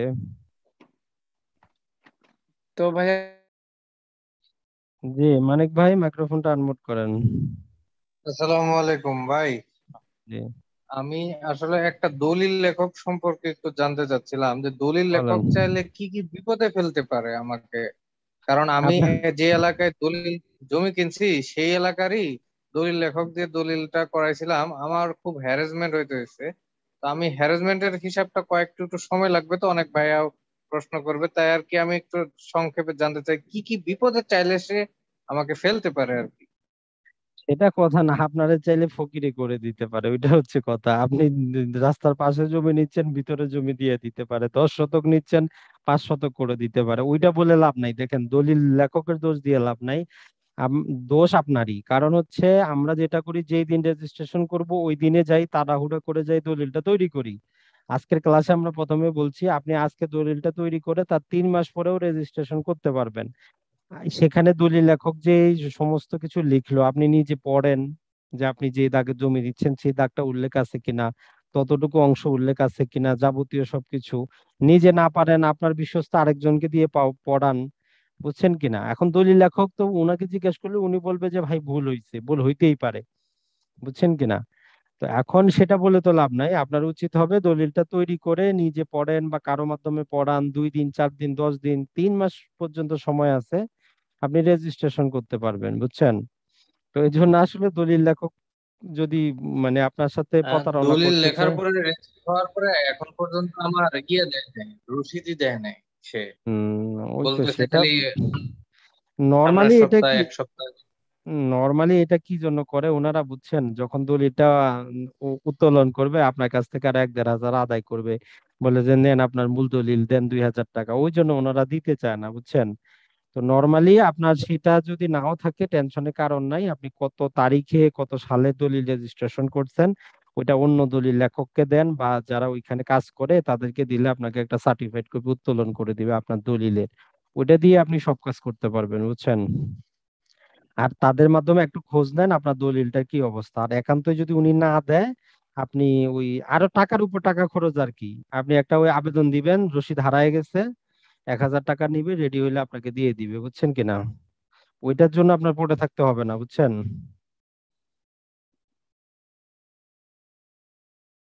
জি ফেরদৌস, জি মাইক্রোফোনটা আনমিউট করেন, বলেন। আসসালামু আলাইকুম। ওয়ালাইকুম সালাম। ভাই আমার একটা প্রশ্ন ছিল। আমাদের জি আমাদের বাড়ি বাড়ির আশেপাশে মানে নকশা এবং ইয়া দলিল জায়গায় কি জি। ডিফারেন্স থাকলে তাহলে কি যে বেশি নকশা পায় সে অনুযায়ী কি সে বেশি দখল থাকতে পারে, এরকম কি? না আসলে বিষয়টা এমন না, এটা অনেক কিছু কিন্তু বুঝার আছে, এক কথা কিন্তু উত্তর দেওয়ার মতো না, কথা বুঝছেন কিনা। নর্মালি যে নকশায় বেশি থাকার কথা না, কথা বুঝছেন, নকশায় জমি বেশি থাকে না, কথা হচ্ছে অন্য জনের জমি আপনার দাগে চলে আসে, বুঝছেন, এইটাই হচ্ছে কাহিনী। নকশা কিন্তু বেশি থাকে না। হয়তো যার জমি কম উঠছে উনি বুঝতে পারে না, জানে না, হয়তো 20 বছর পরে জানে, 30 বছর পরে জানে। তো এটা এমন না। এখন সবচেয়ে মেইনটা হচ্ছে আপনার দলিল। আপনার দলিলে যতটুকু আপনি ওই মোতাবেক আপনি দখলে থাকবেন, এটা হচ্ছে কথা, বুঝছেন। কিন- এক- কিন্তু ভাই জি বলেন। দলিলে বেশি আছে কিন্তু নকশায় কম আছে, সেই কারণে যারা আমিন এখন শিবির আছে। না, এখন এটা আপনার কোন নকশা কম আছে, ওই সেই সিএস নকশা কম আছে না পরের নকশা কম আছে? এই যে আর এস নকশা কম আছে এবং এস এ নকশা আরে দুটো না, এস এ তো নকশা ম্যাক্সিমামে হয় নাই, তাহলে ওইটাই সিএস আর হবে এস আর আপনার। এস আর এস হ্যাঁ আর S A. R S A কম থাকলে এটা আপনার রেকর্ডে ভুল হয়েছে, দলিলেরটা ঠিকই আছে, আপনি ওই মৌজার সিএস নকশাটা নিয়ে আসে ওই যেটাকে আমরা পেন্টাগ্রাফের মতো বলি, ওই সিএসটার উপর আরএসটা ফালায় দেখেন ওই যে জমিটা কোন খতিয়ানে ঢুকলো, ওই খতিয়ানটা সংশোধন করার মামলা করেন, আপনার জমিটা আপনার কাছে চলে আসবে, বুঝছেন কিনা। তো এই জন্য And আপনি ওখানে সিএস, জি বলেন। ওখানে ওখানে তো ভাই বিল্ডিং হয়ে গেছে, অনেক ইয়ে হয়ে গেছে, মানে কিভাবে এটা দখলে যাবে? না এখন কথা, ওই জন্যই তো আমরা বললাম, সরকার তো ওই জন্যই তো আমাদের আইন আনছে, তাই না, যে আপনার দাবি আপনার অধিকার, আপনি ঘুমায়েছিলেন, এখন আইন কি করবে বলেন। আপনি 100 বছর পর আসলে আইন কি করবে সেটা বলেন আমারে। তারপরেও এখন গ্রামগঞ্জে আপনি যদি বের করতে পারেন যারা মালিক, তাদের কাছ থেকে কিছু হয়তো, যদি আপনার ক্ষমতা থাকে টাকা পয়সা আদায় করতে পারেন, সমস্যা তো নাই, বুঝছেন কিনা।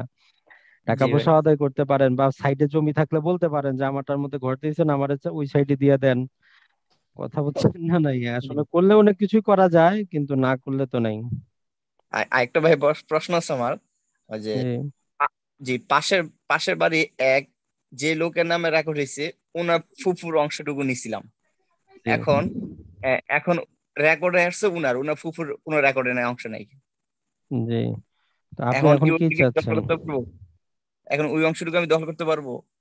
না না, সেটা না, এখন আপনি জমি দখলে, জমি কিনছেন, জমি আপনি দখলে যান নাই, যার ফুপুর থেকে নিছেন আপনি জমি দখলে যান নাই। মানে ওটা ওটা বাড়ির দখলে আমরা আছি, কিন্তু হুম। ও কিন্তু ওই যে উনার ফুফুলে রেকর্ডে উনার ফুফুর নাম নাই। না, ও- রেকর্ডে না থাকে, এক নম্বর কথা হচ্ছে উনি ওনার ফুফু দলিলে মালিক কিনা ওইটা আপনার দেখার বিষয়। রেকর্ড আপনি সংশোধন করাইতে পারবেন যদি দলিলে মালিকানা পায়।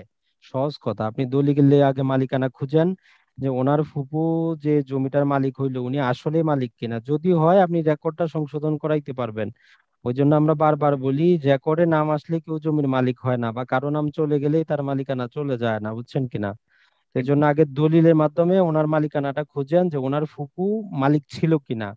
যদি ওনার ফুফু মালিক থাকে, আপনি যদি তার কাছ থেকে বৈধভাবে ক্রয় করেন, আপনি আপনার সম্পত্তি পাবেন, কেন পাবেন না।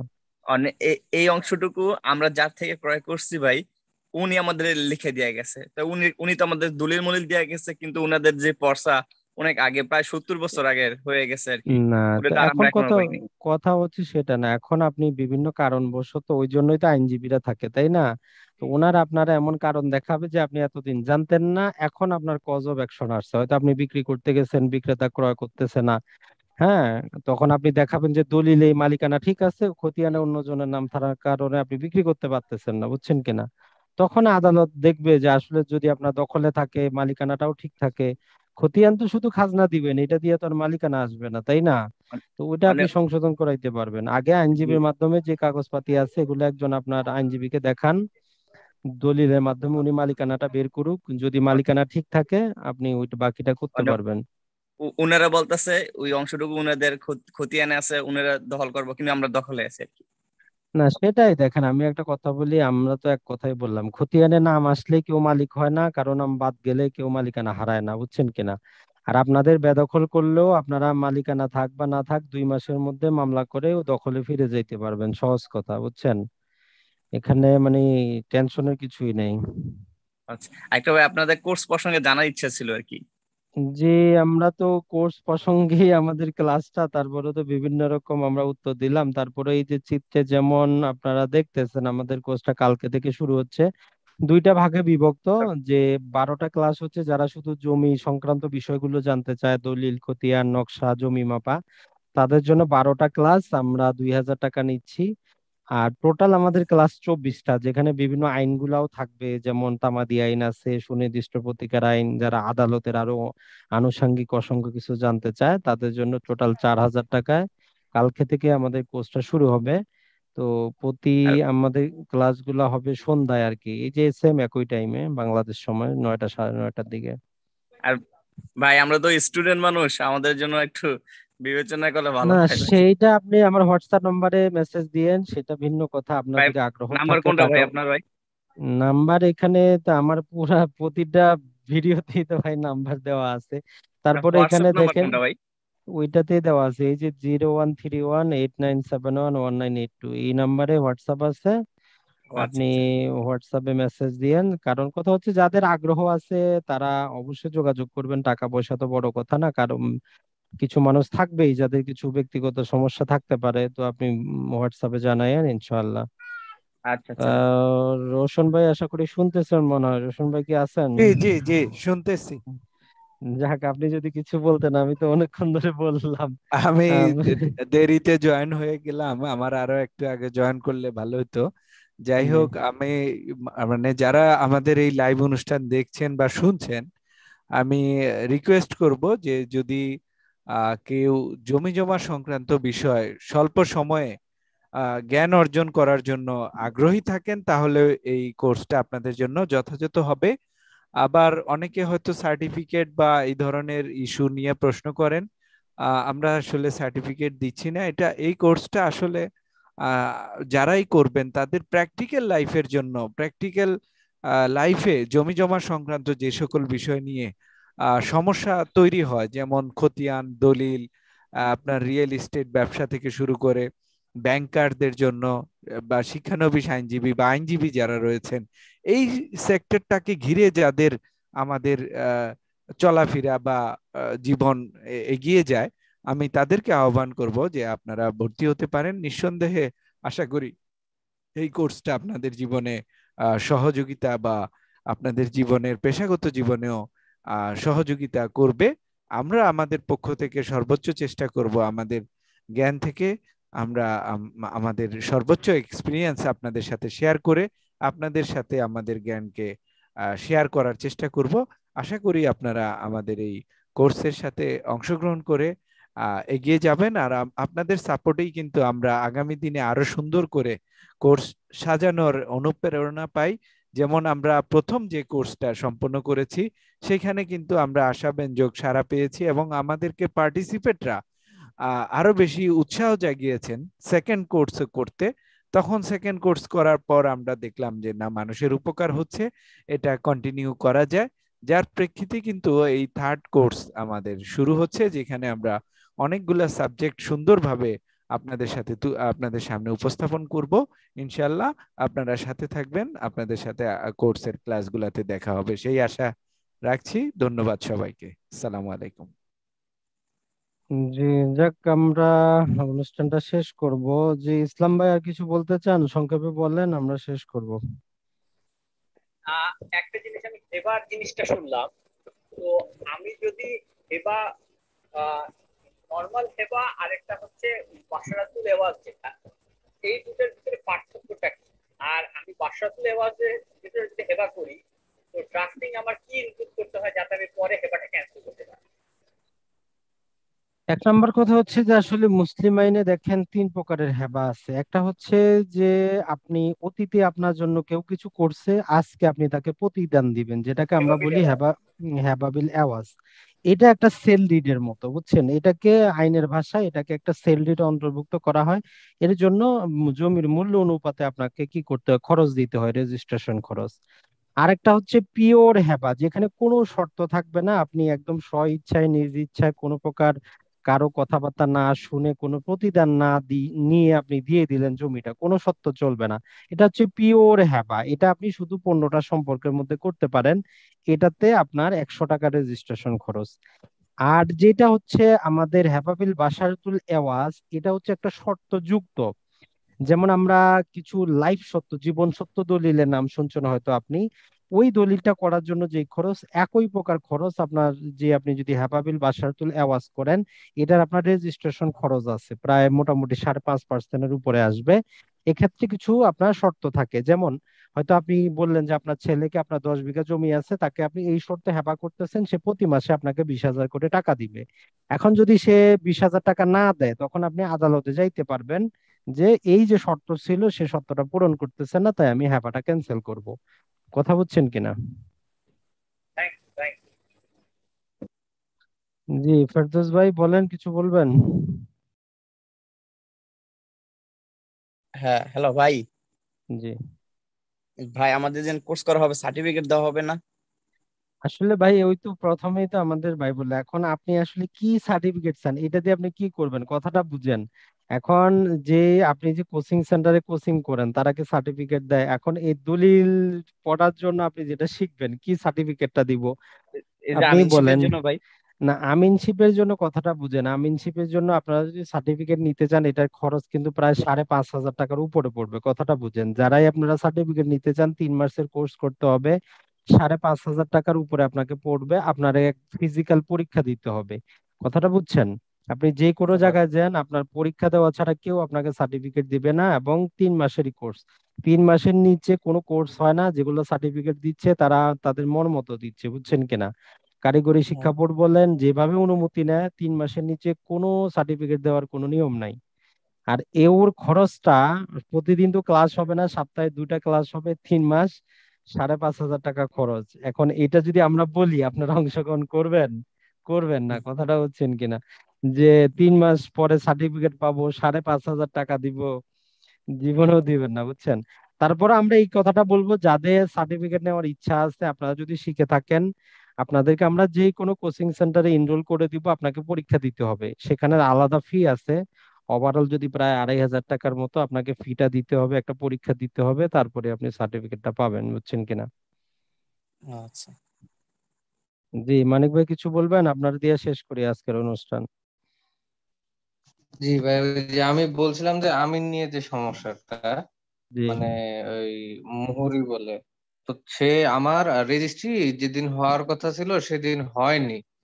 তো উনি যেহেতু লাইসেন্স প্রাপ্ত, আমি সমস্ত টাকা তার মাধ্যমে দিয়েছিলাম, কিন্তু উনি ওই যে পরিচিতি থাকার কারণে দাতাকে সমস্ত টাকা ওই দিন দিয়ে দেয়। পরে সে আমাকে পরের দিন দাতাকে নিয়ে আসার কথা, সে নিয়ে আসে না, আরো 40,000 টাকা চায় আমার কাছে। তো এই জন্য আর কি আমি ওনাদেরকে রাগারাগি করে রেজিস্ট্রি নিয়ে আসছিলাম। এখন রেজিস্ট্রির ভিতরে কি হয়েছে আমি তো আসলে দেখিনি। তারা বলতেছে রেজিস্ট্রি হয়েছে, কিন্তু আমি ওই যে রসিদটা পাইনি, এই জন্য আমি না 5 দিন ধরে রসিদটা টেনশনে আছি টেনশনে যে কিছুই রসিদ নেই। তো আপনি পাইনি। রসিদ লাগবে না, আপনি কথাটা শুনেন, আপনি আরেকবার ওইখানে যান, ওই দলিল লেখকের সাথে দেখাও করার দরকার নাই। অফিসে যারা পিয়ন আছে তাদেরকে শুধু নামটা বলবেন আর তারিখটা বলবেন, কোন তারিখে হইছে। ওনারা আপনাকে একটা শিট বাইর করে দিবে, সেখানে লেখা থাকবে দাতা গ্রহীতা জমির পরিমাণ, বুঝছেন কিনা? যদি সেখানে থাকে, আপনি প্রয়োজনে একটা সার্টিফিকেট কপির আবেদন করে দেন। 1-1.5 হাজার টাকা নিবে, নর্মালি সরকারি খরচ 700 টাকার মতো, তারপরেও 1.5 হাজার টাকার মতো নিবে। ওইটা পাইলে আপনার যথেষ্ট, বুঝছেন কিনা? ওই দলিল লেখকের পিছু ঘোরার দরকার নাই। আর যদি আপনার দলিলটা পালামে লেখা হয়ে যায় 1-1.5 বছর পরে, আপনি ওই একটা আবেদন দিবেন, রসিদটা হারায় হারায় সরি, আসলে অনেক লম্বা সময় কথা বলার পরে কথাই বাইরে হচ্ছে না। আপনি একটা আবেদন দিবেন, আপনি দলিলটা পাবেন, সমস্যা নেই।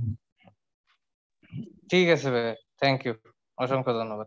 তো সবাইকে অসংখ্য ধন্যবাদ। আর আমাদের কালকে থেকে কোর্সটা শুরু হচ্ছে, তো আশা করি যারা এই সাত কারণের সাথে ছিলেন সবাইকে অসংখ্য ধন্যবাদ। ভালো থাকবেন, সুস্থ থাকবেন। আসসালামু আলাইকুম।